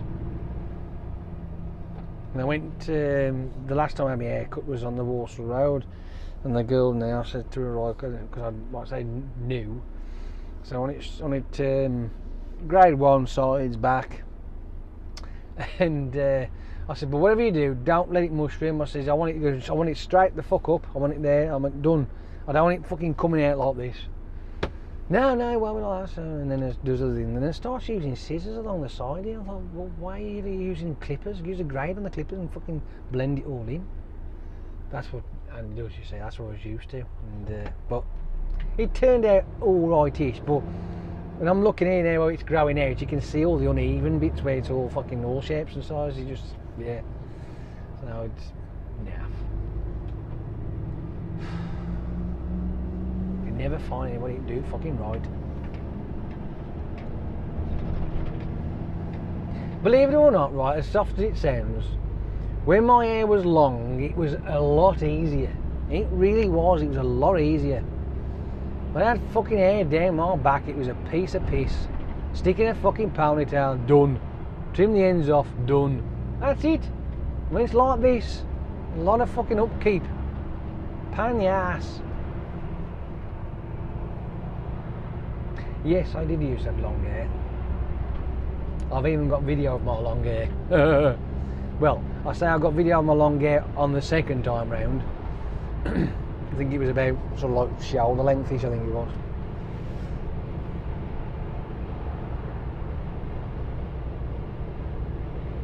But it wasn't grey. No, it wasn't grey, it was fucking black. I think I only had a bits of grey in it then. You know, it was, how long ago was that then? Because it was, actually there wasn't hardly, there was hardly any grey in it at all. I think I had like little bits and pieces, but nothing like that. I mean, it's dead now, and it like looks like a fucking dead raccoon on my head. But, no, I mean, how long ago was that then now? Fuck me. can't have been that quick. 15 years? Maybe? Ooh, yeah, it's got to be. It's got to be like somewhere knocking on that kind of thing. Somewhere around about that time, I bet you. So, is that all it's took from hair to be black to this? Oh man, that's tragic. Fuck. I am so looking forward to when the scientists right out there create a pill that you can take, maybe a course of a week, a week's course sort of thing, like of pills, and it rejuvenates the melanin. No, what's it called again? That stuff, the colour in your hair. Oh, I know what it is, but I can't pronounce it. Melatonin, is that don't sound right, but it's somewhere near there, right? Anyway, pigment in your hair. Okay. He's having a bit of a struggle up there, eh?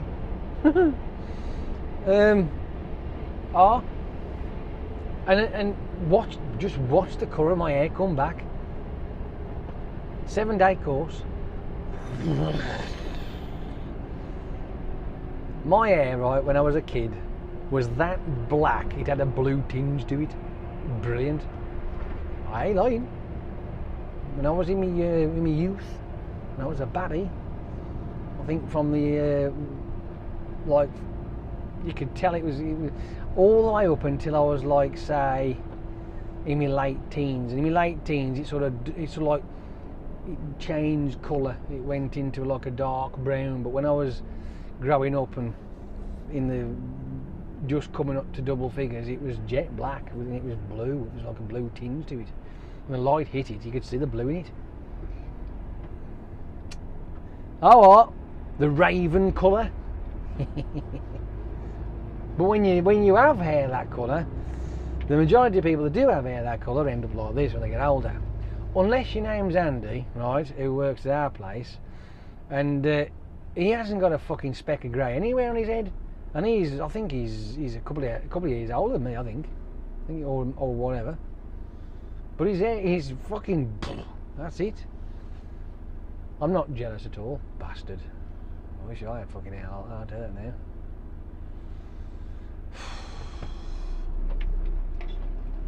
Yeah.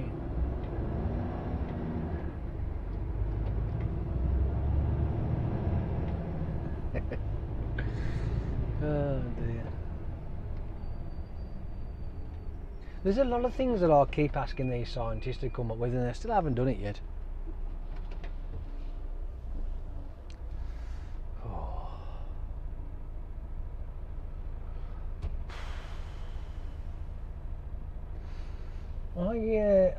I read something somewhere that is it? Now hang on, let me think. Bill Gates had come up with these pills which increased your IQ capability. Made you smarter, basically. I'm thinking, oh, fucking hell, NZ fucking 48. Woohoo! Where is it? When can I have some? And I thought that was a hilarious idea when I heard that. Bill Gates has invented these pills that make you smarter, increases your IQ by whatever, blah blah blah. I'm thinking, brilliant that is. That's just fucking awesome. And straight away, what comes to me is the NZT fucking 48. That just. If you've never seen the film Limitless, that's what I'm on about. That's what I'm talking about. Well, this is what the kids are calling it in the kitchen. But yeah, I'd love to get myself a bag of them. I fucking would. If it was ever a thing that was actually possible, I would definitely like to have a go on them. I really would. Abso-flogging-lutely. You know, what are you doing, dude? It is give way to the fucking right, not the left, you spoonhead. I don't give a flying fuck. Well, you could have let him in, yeah. No, I fucking can't.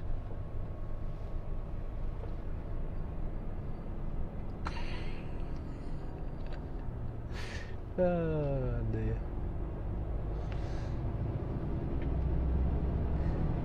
If you ever had the chance, right, of getting out of those NZT 48, whatever they're called, I'm sure it's NZT, or is it just NZ? I'm not sure. It might be NZ4, but either way, if you could get out of any of them, you would, wouldn't you? You wouldn't just pass and go, oh no, you have them, I ain't. You'd fucking snap them up, wouldn't you? I know I fucking would. Straight away. Oh yes. Give me them today. Can you imagine the fucking fun I'd have? Holy crap. I've got enough crap in my head as it is. Can you imagine me how to just access it straight away? Some of the shit that I've actually forgot and had. Ooh, that'd be interesting. I'd finally be able to write my stories that I like to write as well. That'd be cool. I always seem to have, I have an idea, which I've still got ideas in my head of stories, but I've not bothered putting them down anymore, because this is my problem. I can start something, get to a point, not quite middle-ish, but I can't build it and then end it. I know what the end could be, but it's because I'm not an author, you see. But the magic of NZT40, that would be perfect. That'd help me out, that would. I'd be a famous writer. Hey! I mean, that one story that I come up with, and that would, I'll tell you what, right, it would make a cracking film. It really would. At least I'd think, me personally, because I'd be biased, wouldn't I? So, but it would make a brilliant film. Yeah, absolutely. I mean, it could be based in the English, or it could be based in the American. I don't know. It doesn't matter wherever you want to put it. It don't matter. It can fit anywhere, because it's just a story. You know what I mean? It could be start off as a truck driver, right? And he pulls into a services, and it could be either an English truck driver, it could be an American truck driver, or it could be just a guy in a car who pulls into a service station to have a minute.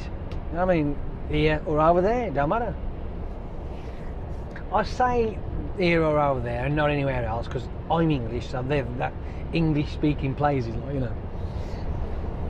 And then the story will unfold then, like, you know what I mean, of this young girl who looks like she's been dragged through a hedge backwards, filthy, dirty, and banging on the door, like, and ducking down,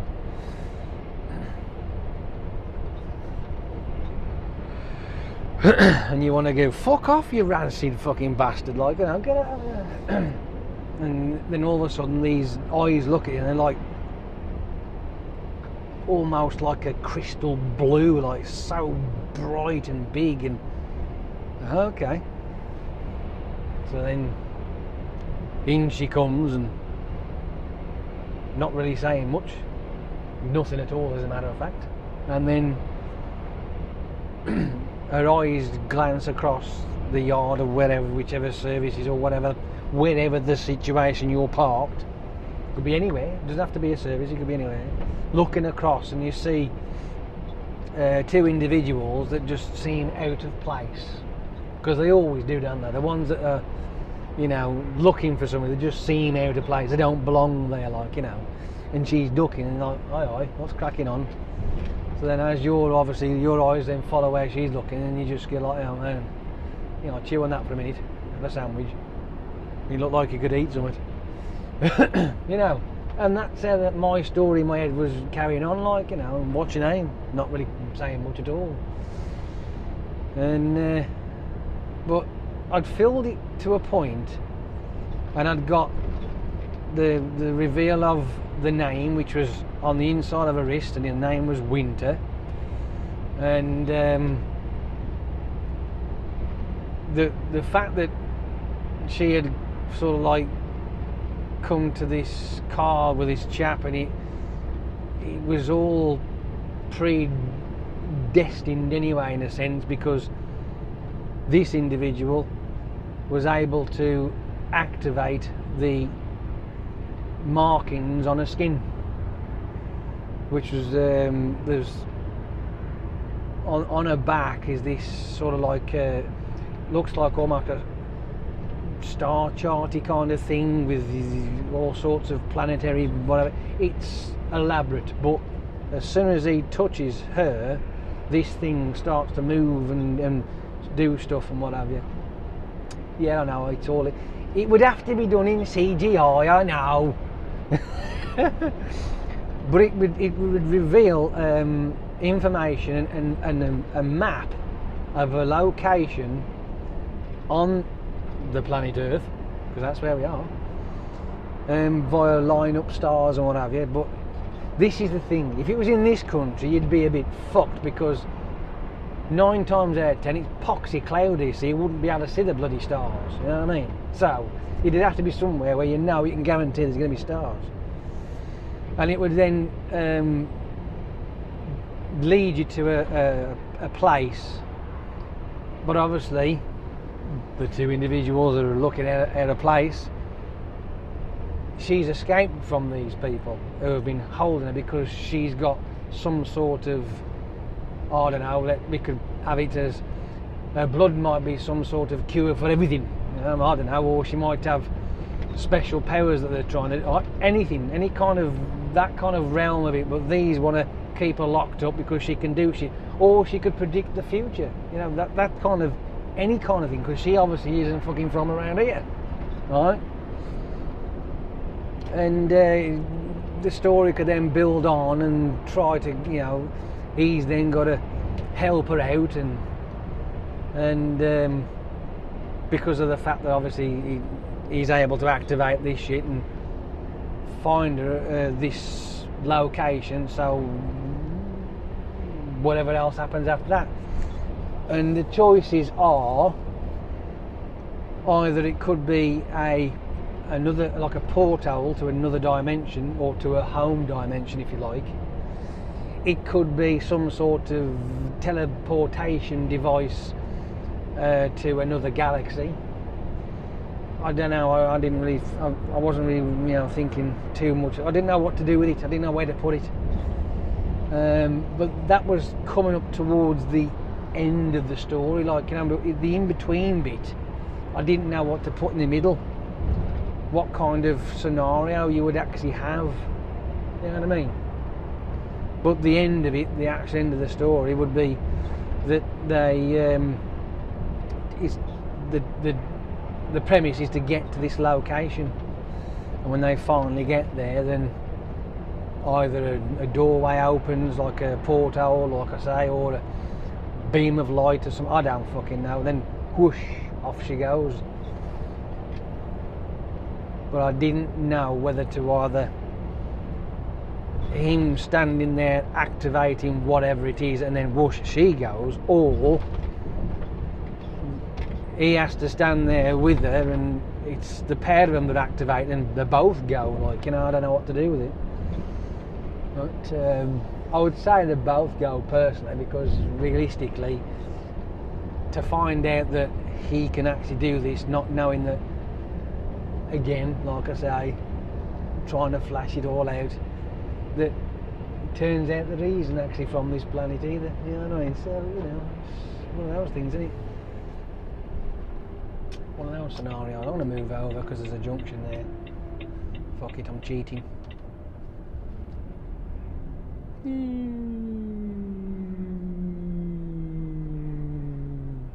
This isn't good, is it? What? Why?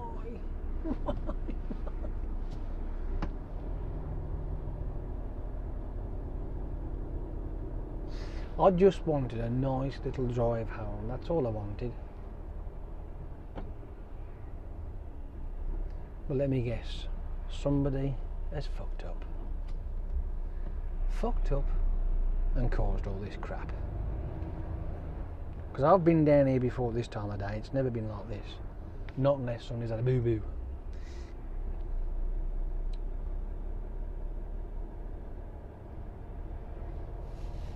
Anyway, that's the that was one of the stories in my head. I even had another one about it was like a bit of a detective-y kind of a murder mystery type one, which I read part of it out. But again, I get to the point where I get stuck. I can't think of anything else to build on it, like, you know. But I think I've done about, I don't know, half a dozen pages or more, if not a dozen pages of stories of that nature. And especially the one where it was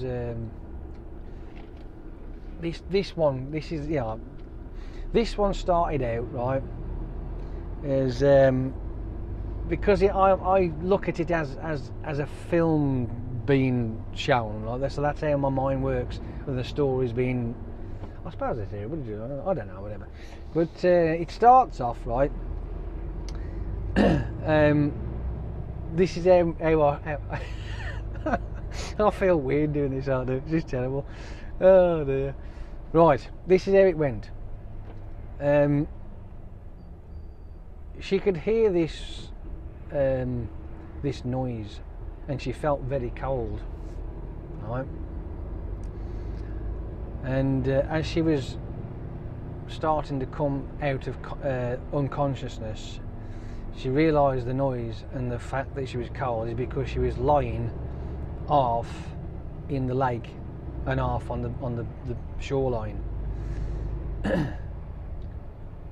As she starts to then become a lot more aware of what's going on, like the immense pain in the left side as a knife is sticking in there, and that's how this one carries on, like, you know, and that's the sort of scenario there. And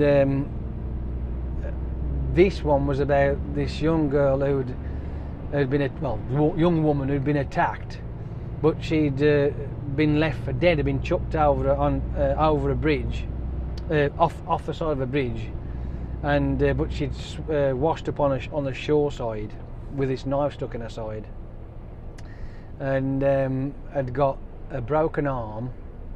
Yeah, she'd gone through the wars, and her face was pretty, bruised and battered as well. Like, you know, she'd gone through the wars, this chick, but trust me, she survived.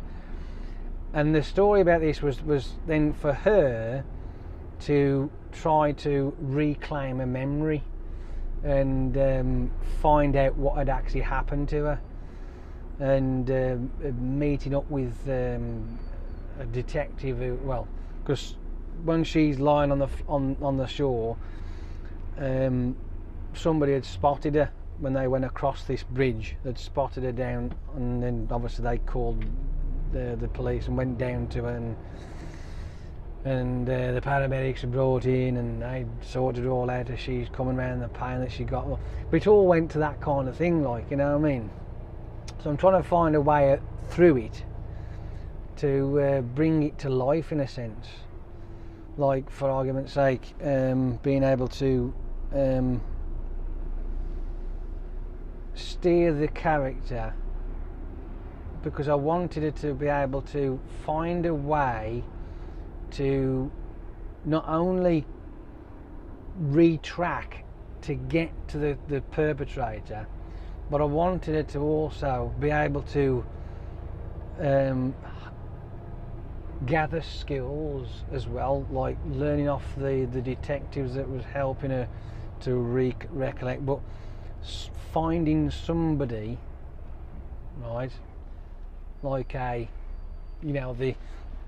don't know, the old guy who was like some sort of special forces guy or something, and she bumps in and just trained up, and yes, I know it sounds rather fucking cheesy, like, but you know what I mean. That's the sort of scenario, and that she would be able then to help herself in a sense, because the police were starting to be a little bit, you know, there was, because obviously law is law, and she's not a law person, she can go the other way around of finding information, like, you know what I mean, and that's how it builds on, and then to the point where eventually she does find the perpetrator, and it turns out that this guy ends up being a serial killer, and she finds him eventually, but you've got to have all the other bits and bobs in it to make it into a story.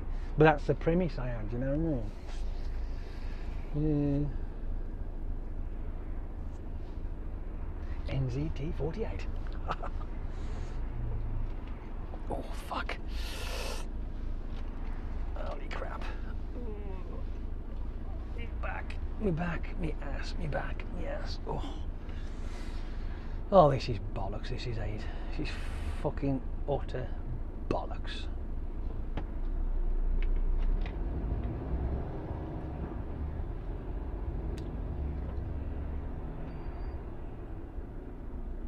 Tell you, it's going to be after 7 o'clock before I get home. Fucking shit this is. Absolute fucking shit.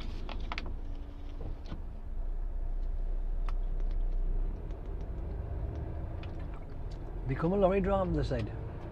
You love it, they said. Oh. I don't fucking like this bit though. This bit's naff.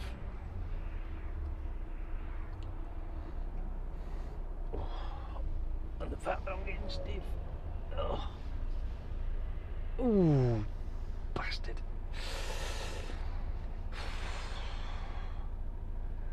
Honestly.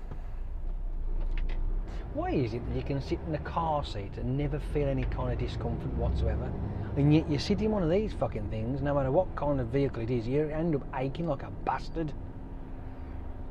I don't know. And don't say because it's the length of time, because that's rubbish. I drove to my dad's, which is like 3 hours. Got out my car, not a bother. Didn't have a sore ass. It's like my coccyx area. No, not a bother. Perfectly fine.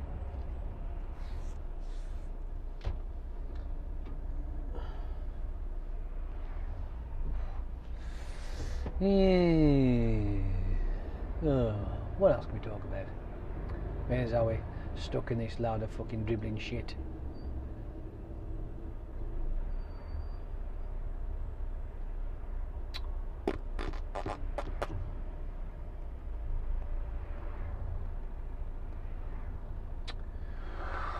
Oh, fuck me.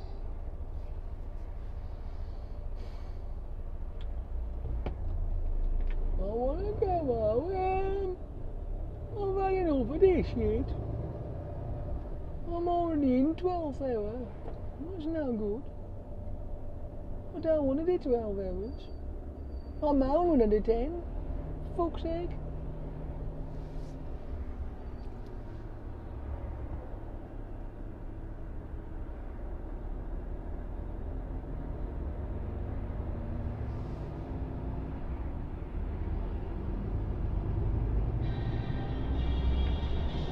The Sky News just let me know that something's happening.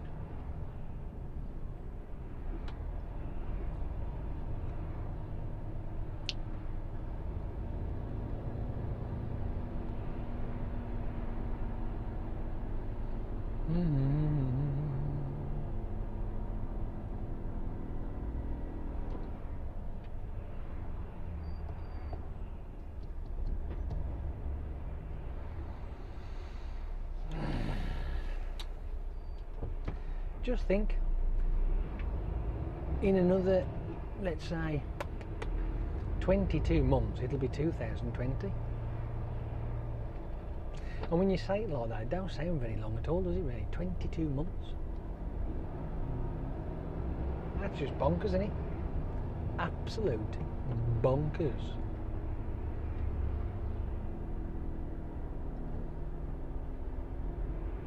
I am seriously hoping that before I get to like 60, that the mad scientists out there have invented the everlasting pill.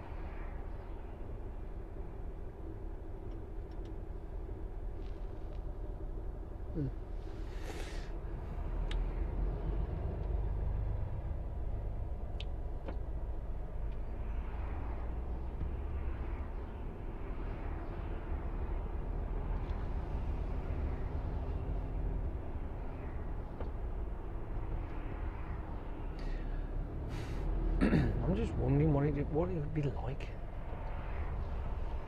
how would your body react? How would people react? What happens if it was just you? There was just something in your genetic makeup that was able, which made this able to happen.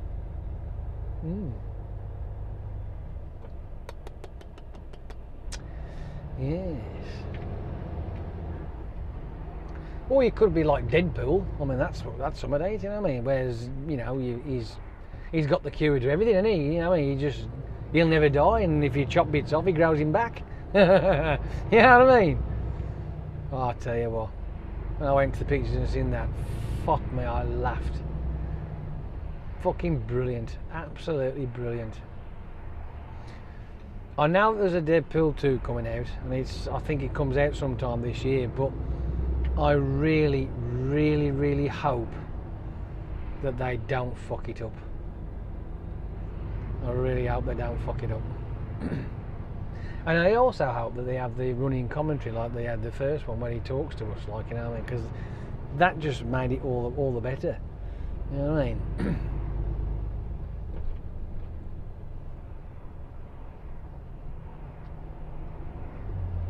But sometimes, you know how these sequels go. They do tend to like fuck it up, don't they? They don't make them. You know, they try. It's like when I went to see The Chronicle, right? Well, it's called Chronicle. I've even got it on Blu-ray. It was a fantastic storyline, and the fact that they got it a bit like the Blair Witch Cloverfield type effect, where it's run by cameras, handheld cameras, like, you know, your camcorders, like, you know, which made it a bit, give it that more of a realism feel to it, like, you know. And me personally, I think that it just made it more authentic, and it did really well. Apparently the budget for the film was really low, but it made a killing, and they wanted to make another one, but apparently there was a bit of dispute between some, I don't know what they're calling the companies that own the whatever, the studio, if you like, I don't know, and they wanted to make it sort of the same as that, but you can't, because of the way the story was going. It had a forward momentum. You couldn't make something the same as that. You would have to continue on from where that one had left off, which, believe it or not, I think the creators of it, they've even got a script for it, right, to carry on, because there's only that one guy that's left that's got this telekinesis power. There's only one guy, because the other two were killed. And you can't have it so that it's just a hidden thing, because of all the mobile phone video footage that's floating around everywhere for it, when they've got up in the air, flying in the sky. You know what I mean? So, as far as I'm concerned, they should have carried it on from that point. But apparently he got axed because of that reason. They wouldn't allow it to be built up. I don't know. Why would they do something like that? I'd love to see a Chronicle 2. I'd love to see one. As long as they continue the story. We want to know what he found out when he went to the Tibetan monks. What did the average Joe out there with the video footage of these entities flying around the sky, because that's what they'd call them. They wouldn't call them human, even though they were or are. So how would they go about it, with the devastation that's been left behind after the big fight that they had? You know what I mean? I'd love to know. I want to know how they get around that.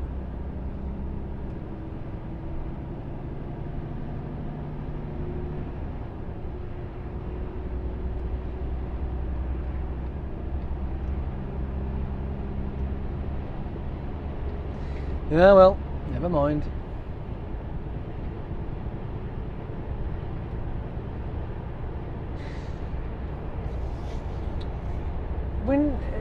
There was obviously there was an old film. Oh, that's weird. There's something blue on the floor flashing. Oh dear. The Thing, right? 1985. The Thing, with Kurt Russell, right? That film as a sci-fi horror,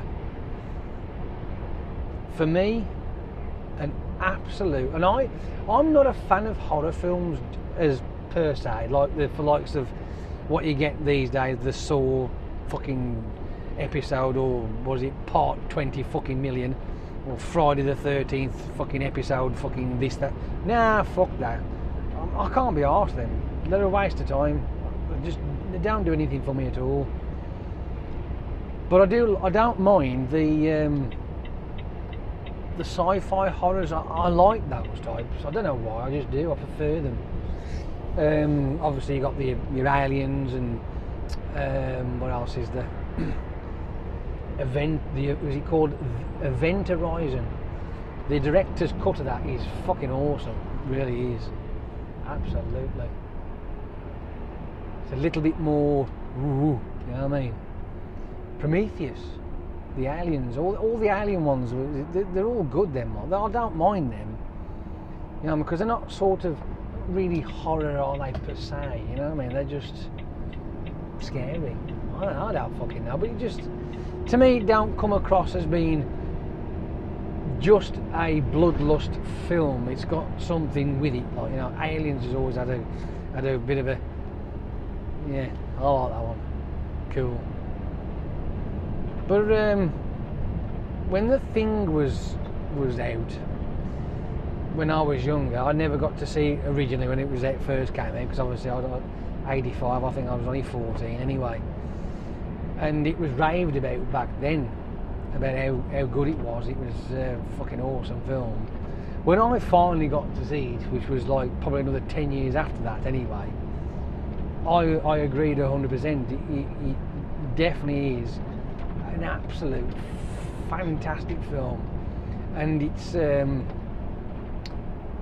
special effects for all the alien bits and whatever is just absolutely unbelievable, especially for that day and age as well, for the animatronic stuff that they use and whatever. But beside that, when they I think it was 2011, I think it was released 2011, they decided to do a prequel. Well, the prequel would be the Swedish side. Not a problem, it's fine, happy days. And I'm thinking, what's this going to be like? Is it going to be any good? And I got it on Blu-ray, because it was, I mean, I hadn't heard about it until it was actually on Blu-ray. I thought, all right, so I took it home, and me and the missus was sitting there, and I'd stuck it in, like, you know, was there. And I am not kidding you, right? The both of us sat on our chairs, relaxed, watching, and as it started to progress, we ended up on the edge of our seats. Now, you know where that term comes, on the edge of your seat. We never spoke a word, nothing. We didn't even look at each other. The pair of us was glued at the screen, and when it all came to an end, we then went thinking, wow. But then I hear, right, that a lot of people, well, no, let's get this right, critics slated it, and I don't know why, because there was two people that were sitting there, we were mesmerised. Now, because I'd seen the original, right, to see this, the way that they had done this, because obviously all the things that they'd done this time around was all CGI stuff, and CGI stuff, right, is far better. Look at these fucking idiots here. Holy crap. Anyway, but because it was a prequel, right, they had to align all the stuff up on the prequel that would then match the 1985 version, so it would all lead into it. And as far as I'm concerned, it was flawless. It was absolutely unbelievable. But that to me, because it's only my opinion anyway, is where prequels, or maybe like the second inning of it, actually work well. But there are things out there, TV, movies out there, that the first one, fantastic. Second one, not so much. You know what I mean? It happens quite a lot. Because, when I watch the YouTube, like they do these film things on YouTube about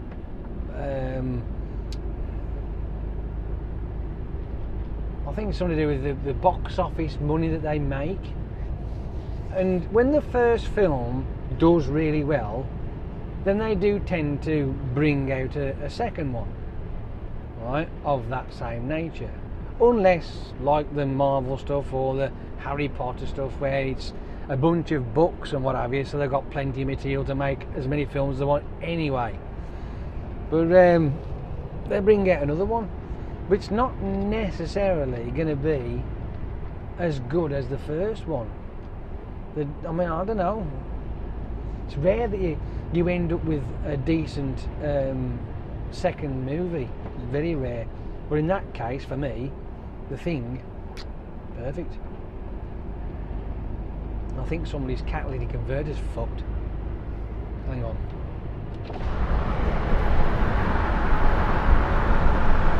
Blow, blow, blow through. God, it stinks. It smells really off. I haven't farted, so it can't be that. Fuck, it stinks. It smells like, yeah, garbage. Like the can at tip. Weird. I have been known to smell that bad, but no, not today.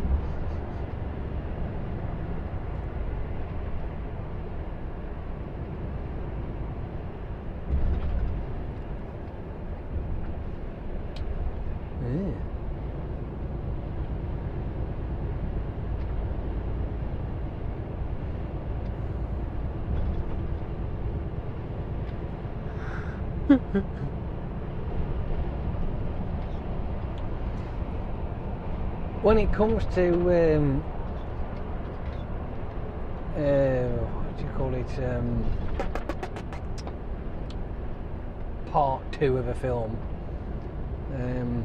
the sequels, when they did the Batman, right, the Dark Knight, I think I got that on DVD, I think, not on Blu-ray. I think I got a DVD. It was all right. It was not bad. I think the one with Christian Bale in it. Don't forget, this is just my opinion. It's watchable. I wouldn't say it's fucking super duper duper super duper duper. Right? But then they done 2 others, didn't they? I think there was Dark Knight Rises, and there was something, I don't know, but the one that I watched, that's the one with Heath Ledger in it, that was enjoyable, right, not bad, liked it. But the one with Tom Hardy in, whatever that was, it Blaine, is it? That's the one, ain't Blaine. Now, I'm sorry, but as far as I'm concerned, that was the biggest load of trollop I have ever seen, ever.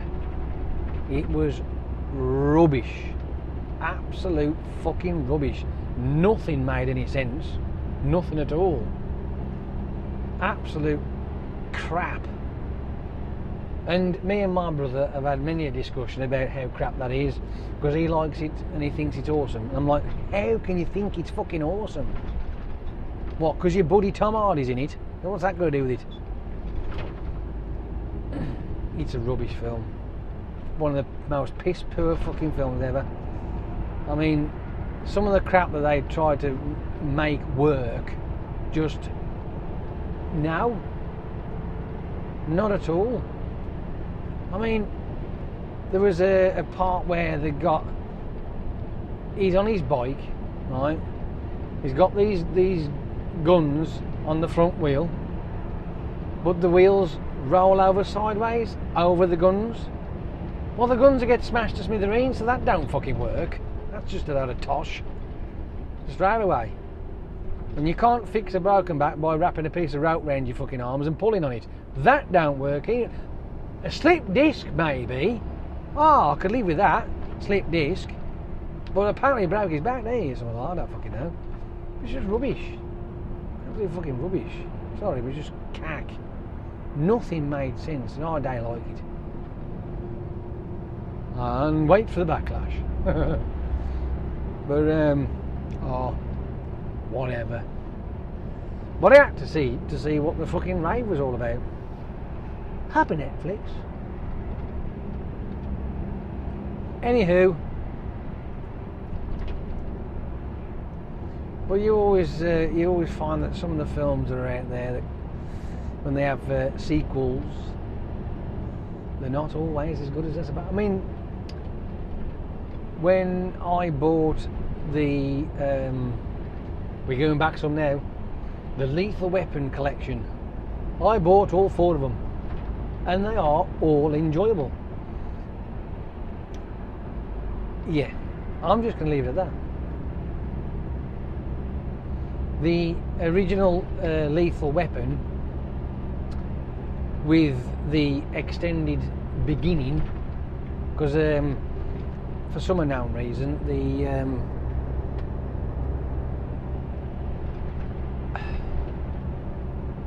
when I first seen it on TV, because it was on telly,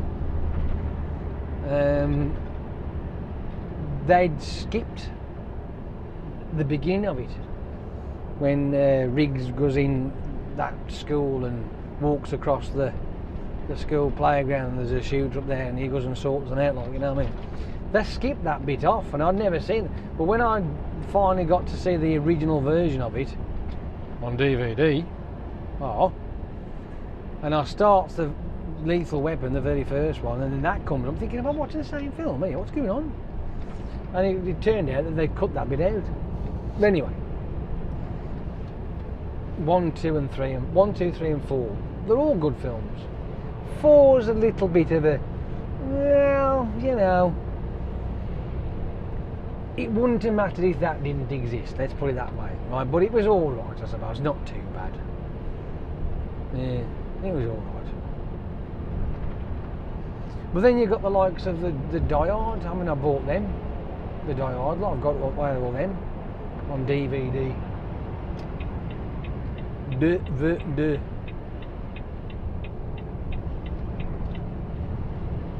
Obviously, the first one is the best one.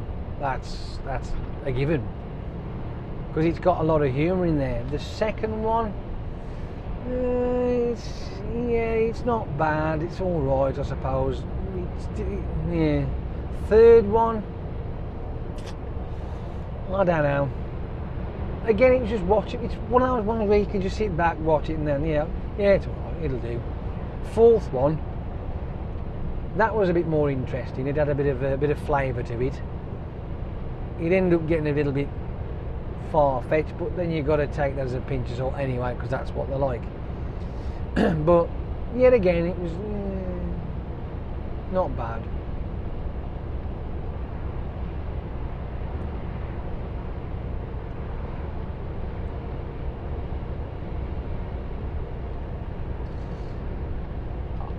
When it comes to Back to the Future, though, well, you just can't argue with that, can you? The thing with Back to the Future, though, right, which is the only niggle I've got, right, with the Back to the Future trilogy, right, the only niggle is Jennifer. Because the original Jennifer, perfect. Bit of an unknown, played the part brilliantly, but she wasn't in number 2 or number 3. Elizabeth Shue took over and she had that part. They tried to make her look like the original Jennifer, but it just didn't work for me. It didn't work at all. But it didn't mess with the film. It didn't ruin the film in any way whatsoever. But it's a shame, really, because if there's anything that I would ever want to do with a time machine is actually go back and try and persuade the original Jennifer to do the 2 films. Just please do the 2 films. You won't regret it, I promise you. But unfortunately, I think if I remember rightly reading something way back when, I think her mother was really ill. I think she got cancer or something, and she wanted to spend time with her mother. That's why she didn't revive the character for 2 and 3, which was such a shame. But hey, life is life, and what can you do? You know what I mean?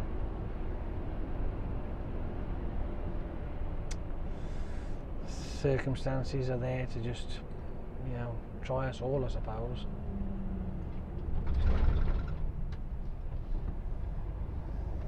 But anyway, but as a guilty pleasure, right, agree with me or not, it is entirely up to you, because I'm only going to give you my opinion. Look at this fucking arsehole here, like, what a fucking tosser. You prick. The guilty pleasure for me is the Trainspotting trilogy, and I've got them on DVD as well. I think I might have them on Blu-ray. I'm not sure. No, DVD. That's it. I've got them on DVD. Yes, DVD. And when I ever have a bash with the old transporter, you have to watch all 3 back to back. You can't just watch the one. You've got to watch them all 3. I don't know why. Yes, they are cheesy as fuck, but I enjoy them. They're just a great bunch of films. For me, they are anyway. I just get, it's the action, the speed, the incredible fighting from Jason Statham. You know what I mean? But it's just, I like the cheesiness of it. It's the good cheese, the tasty cheese. It's not fucking Batman fucking rising bollocks. You know what I mean? Oh. If ever there was a trilogy that shouldn't, well, it's not a trilogy, it's a quadrilogy, isn't it? And I've got them on DVD as well. And that's the Superman bunch. Oh. Now, the 1977 Superman film with Christopher Reeve as Superman, without a doubt, hands down, will always be, in my eyes, the best Superman. Yes, I know they've done some reversions of it, like Superman Returns with Brandon Routh. I mean, a lot of people didn't like it, and they thought it was pretty fucking crap.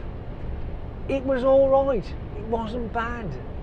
You know what I mean? As an attempt, it was fine, it was watchable, it was fine, it was not a bother. I got it on DVD, it was alright. It's not a bother. I didn't mind it. I found it alright. I was hoping for a sequel, but hey-ho. But then they decided to reboot it again and change it because is Superman the DC? I think it is, isn't it? I think. Yeah, DC. They wanted to try and adapt it more towards the comic thing, whereas it wasn't I don't fucking get it, I don't know. But then they brought that Henry Killville, whatever. Yes, again, it was alright, it wasn't bad, it'll do. Yeah. But it still won't, for me, have that wow factor that the 1977 Christopher Reeve did, the very first Superman.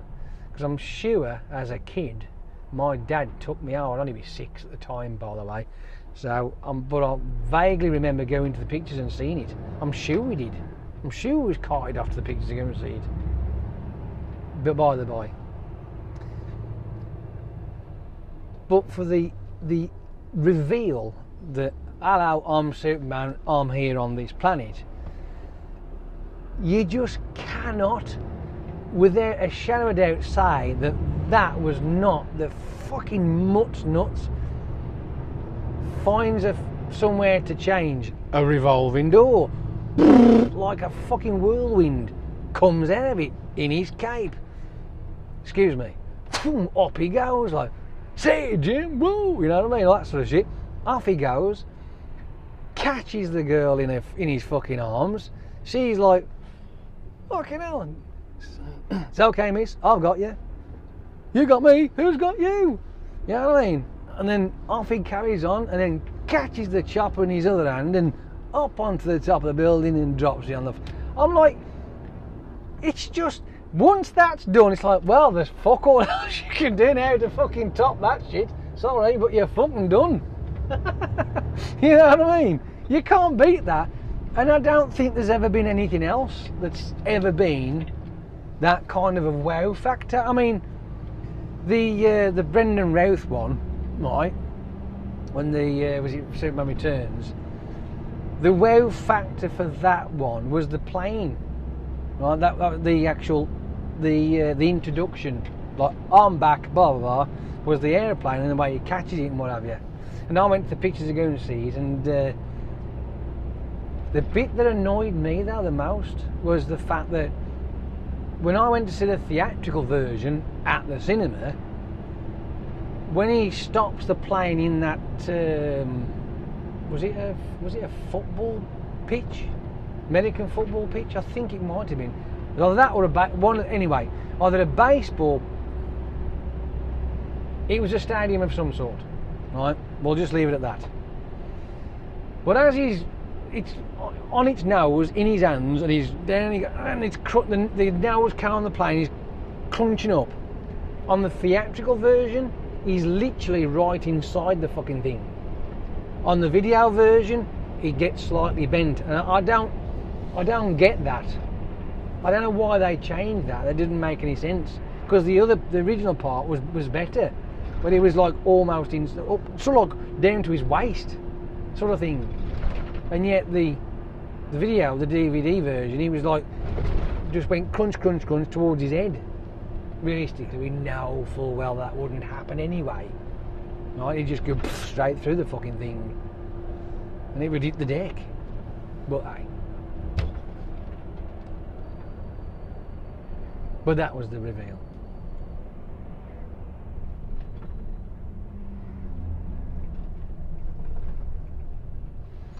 When it comes to the new Superman though, one with Harry Cavill, is it Cavill or Villi or Cavill? I don't fucking know. I like the way that they've sort of like changed it up a bit. Yes, they've brought it into the 21st century, not in the 20th century, knowing full well that there's media everywhere. So that's that side of it. And instead of it being catching a girl in a chopper in his hands, he's been sort of revealed. I think was it that when he was finding that ship under the ice and Lois Lane was there and whatever, and that sort of shit. So yeah. I am looking forward to another one. I think they could build on it. I don't think it'd be that bad. I don't know. But I know with all the TV stuff that's out there, with your superpower, was it superpower people, TV things? They're calling that. There's a genre for it now, isn't there? The Marvel superhero shit, whatever, and the DC Marvel, or whatever it is. I don't fucking know. But you got them all, haven't you? And I will be honest with you. These superhero TV shows, apart from Jessica Jones, because there's no way that ain't being fucking watched. Like, Jessica Jones is just fucking awesome. There's no two ways about it. You just doodle on in there, dude. There are some that I do enjoy, right, because they don't go stupid, right? But there's others that I just think, you know what, I've had enough, I'm getting bored.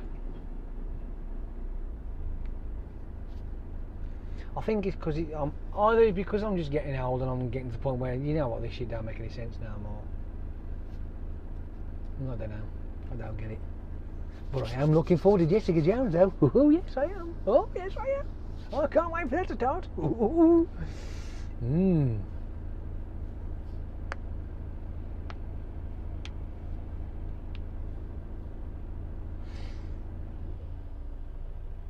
There is one TV show which I'm sad to see go, which is on Netflix, which is called Sense8. That got cancelled. I think there's only 2 seasons of that, which is such a shame. Because that had a nice... It was a bit of a sci-fi kind of thing, but it had a nice premise around it. The fact that you've got a group of 8 people, which is the circle, right? They make the circle. But these 8 people... they're in different locations of the world, right? But they are linked by some sort of, I don't know what you could call it, some sort of telepathy maybe, I don't know. But they not only are they linked together where they can talk to each other, they can also become one another. So they won't actually change places, like they're just, it's their abilities to be able to use, say, the woman in Korea, she's a super duper martial artist, but there's this guy in America. Oh, sorry, it was a black chap in would it be Jamaica maybe, or Africa? He drove a bus, right? But he was being attacked by a group of people trying to rob his bus or rob the money off his bus. And because of her help, giving her knowledge, she took over in a sense and was able to kick their ass. And that's how it worked. That's how the premise was. And you have a Russian guy who was he was just fearless. He could scrap as well, but he was just fearless. There was just no conscience about whatever. So whatever came at him, it didn't matter. It's like, you either shift or you're going to get fucking slammed. You know what I mean? And and it was a great premise, but it's a shame that got cancelled. Yeah, such a shame. But that's what happens. All the good stuff does tend to get fucking pissed off. I don't know why. Yeah, well. There's another one called 08. No, OA, sorry, OA. Again, Netflix. Oh, I like Netflix. Netflix is cool. So I'm waiting for season 2 of that. It's very bizarre. It is a weird one. You've got to. You certainly can't leave the room. You've got to sit there and watch it. It's one of those ones where you need to be with it all the way through. But in my opinion, it is well worth it. So I'm waiting for season 2 of that to see what happens there. But anyway, that's going to come back or not, I don't know. Ain't got a clue.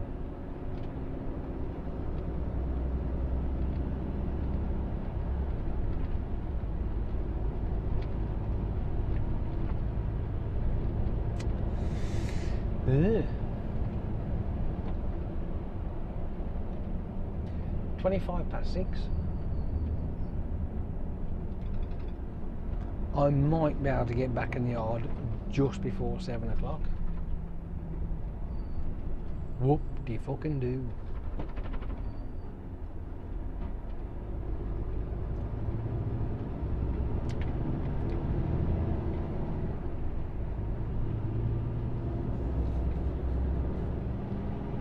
I've just thought of a quadrilogy.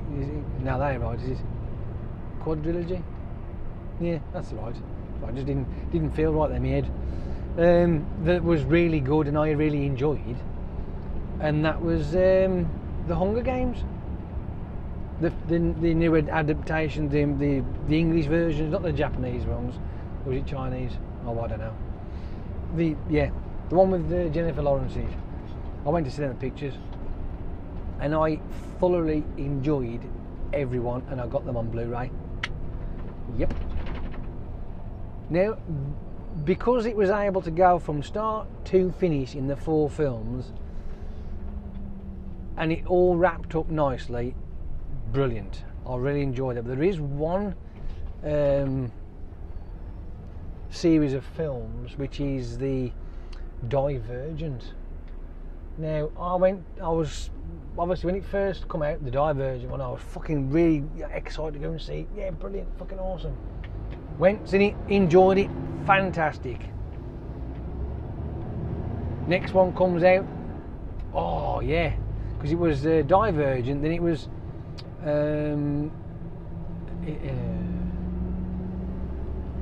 what was the second one now? Is it Allegiant? No, that don't sound right. Anyway, so then the second one come, boom, there I am. Brilliant. Again, the story's continuing on. Then the third one comes out, but what they did with the third one is made it into 2 films, so it'd be part 1 and part 2. So they did part 1, which I went to go and see, but then months later it turns out that they're not going to do part fucking 2. I'm like, what the fucking shit? You can't do that. And they go, well, they're going to maybe do a TV adaptation of it, but no, fuck off. Finish the storyline, you bunch of arseholes. I've paid my money to come and see this shit. I've got them on Blu-ray. I want the fucking part 2. What the cow? But no, unfortunately, it's not going to happen. And I can't think of the female lead in her name. She's got a weird name. I can't think what it is. But she said that when she'd signed up for it, which they do, they sign up for the sequels, that yeah, whenever you're ready, I'll go for it. But when they says, well, we might do this, well, she then said no, because it might be an adaptation. Well, either turn it into a TV series, which I fucking heard that from somewhere, the part, yeah, or they might do it as like a TV film, which she went, no, I've signed up for it to be an actual theatrical film, and that's what I want to do. So if you ain't doing it, I ain't doing it either. I can't fault the girl. Piss me fucking right off. Oh well, never mind. Well, at least the fucking third and final film of the Maze Runner's coming out soon, so I can go and watch that. Or is it out already? Actually, I think it might already be out. Yeah, I can always go and see that, can't I?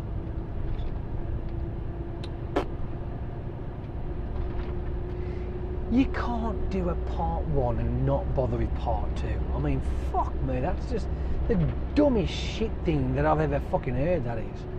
Absolutely. I want to know what's on the other side of the fucking thing. I want to know what the whole premise is. And part 2, number 4, will fill it all in. And now I don't know, unless I read the book. Tell the same. I like reading the books of sort, but you know, after the absolute bollocks of Jack Reacher, I mean, fuck me. It's even put me off the books, that did, I'll tell you. I've read at least a dozen of them books, and then they brought out the film. Yeah, don't get me started on that fucking thing. I mean, don't get me wrong, the story's fine, it's just the characters. Yeah, doesn't work for me, I'm sorry. And it was it was a conversation of debate for a long time.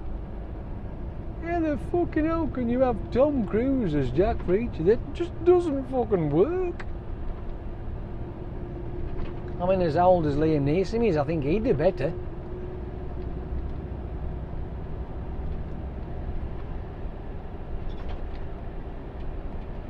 I don't know who you would actually go for that one. I think, who would I choose? Because to play the part of Jack Reacher, for one, it's difficult because you've got to find an actor that can get away with looking at least 6'5". You know what I mean? That's basically, he's 6'5", not 4 foot and a fag end. You know what I mean? That just doesn't work. Tom Cruise, there he is, the dinky bugger. Oh, hello down there. No offence to any short people, by the way, I don't care, but as the character, Jack Reacher is 6'5". I think he's either 6'4" or 6'5". I know his brother's taller, right? Yes, Jack Reacher had a brother, but I think he got killed off in the first book. Anyway, yeah, this you've got to imagine. This guy is a fucking mountain of a man. You know, I mean, he's fucking enormous, and yet they get fucking Tom Cruise to play him. I'm like, oh, it just doesn't work for me. So who would you pick? Who could you pick? I think you'd be struggling, wouldn't you, really? But there's got to be somebody out there. There's got to be somebody better fit for the part.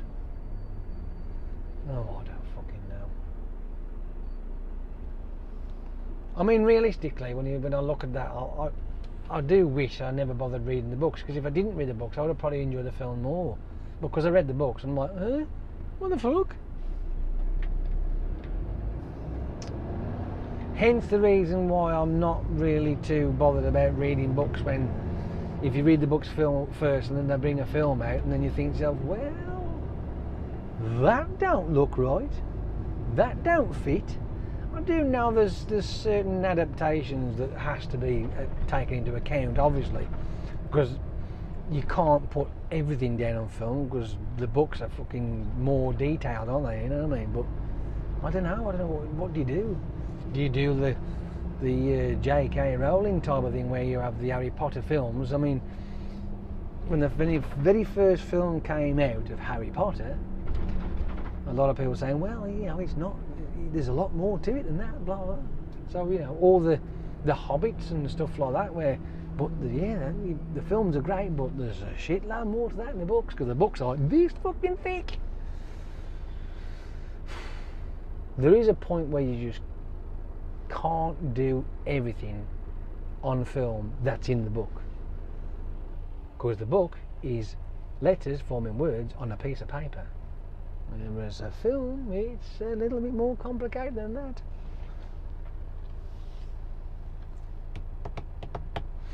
See, when an author writes a book, when he tells a story, they rely on, well, I say they have to be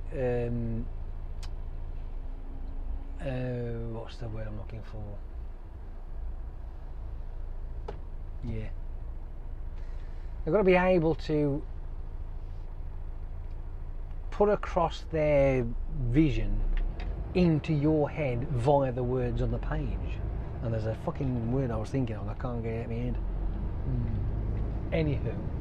And that's what they have to do.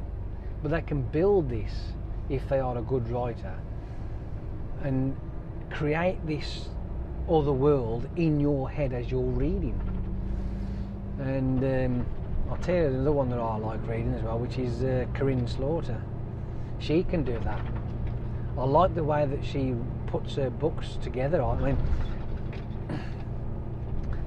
I've even read David Baldacci as well. I mean, he's a good writer, so I like that stuff. But then, when I picked up a James Patterson book, and I started reading one of the there's a series in that, it's Alex Summit. What the fuck is it? Oh, I can't remember now. I started to read it, and it felt hollow. And yet this guy is a world famous fucking novelist. He's supposed to be up there in the bestsellers of everything. But I read it and I thought, well, I have seen the films of the Alex something series. I've seen the films of, you know, To Catch a Spider or something, To Kiss a Girl and all that sort of shit. I've seen that. But the films came across better than the actual book did. And I got halfway through and I'm like, oh, I can't read now more of this. It's not really explaining. I can't build all this elaborate shit around my head. I can't. There's nothing. It's just hollow. It's basically just a bunch of words on a piece of paper. I went, bin. Sorry for those of you there like James Patterson, but he might have better ones. I don't know. David Brown as well, with the fucking those Da Vinci Code ones and whatever. I've read them. Brilliant. And the films I was quite surprised actually. The films came out really well. But then again, you have got Tom Hanks, so what do you expect? Tom Hanks is just a fucking absolute legend. So, yeah, when it comes to reading, I mean, they actually brought out a TV series which was based on the series by David Baldacci. And it was quite cool actually. I mean, they did hit that quite well. I mean, also they did have a little bit of an adaptation of it, but and stretched a little bit like here and there. But some of the stories that came out, and I'm like, I remember that one. I remember that because I'd read them. Yeah, David Baldacci, another writer that was able to create this brilliant illusion in your head of the scenarios going on, and the sceneries and the background and the people and the storylines. It was all built there, and it was just keeps on flowing and flowing. And yet, fucking James Patterson bollocks. Who the fucking else said he could write? I could write better than he did, and I can't write. Well, that's my opinion. I'm sticking to it. It's just a few of the people that I've actually read. It's only a few. I haven't read a fat lot.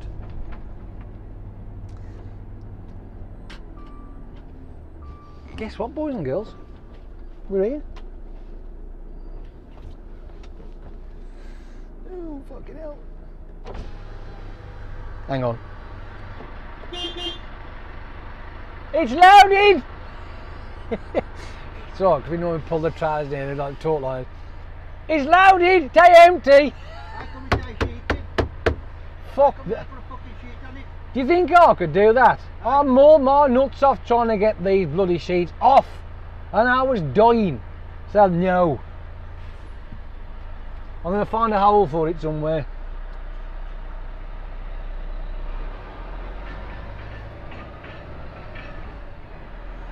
Oh, yeah, talk about finding a hole. Where the fuck can I put the damn thing? Can I shoehorn it in that gap right there?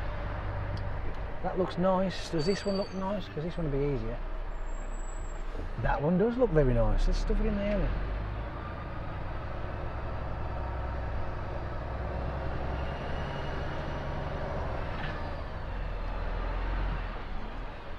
Ooh, yeah. Right. On the stunt.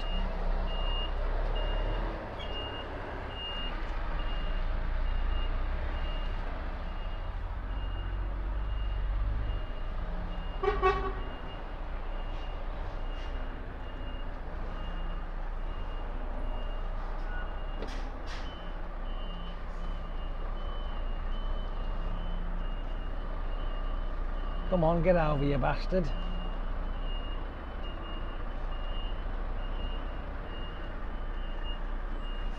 I think I might have to just budge myself over a bit, I think.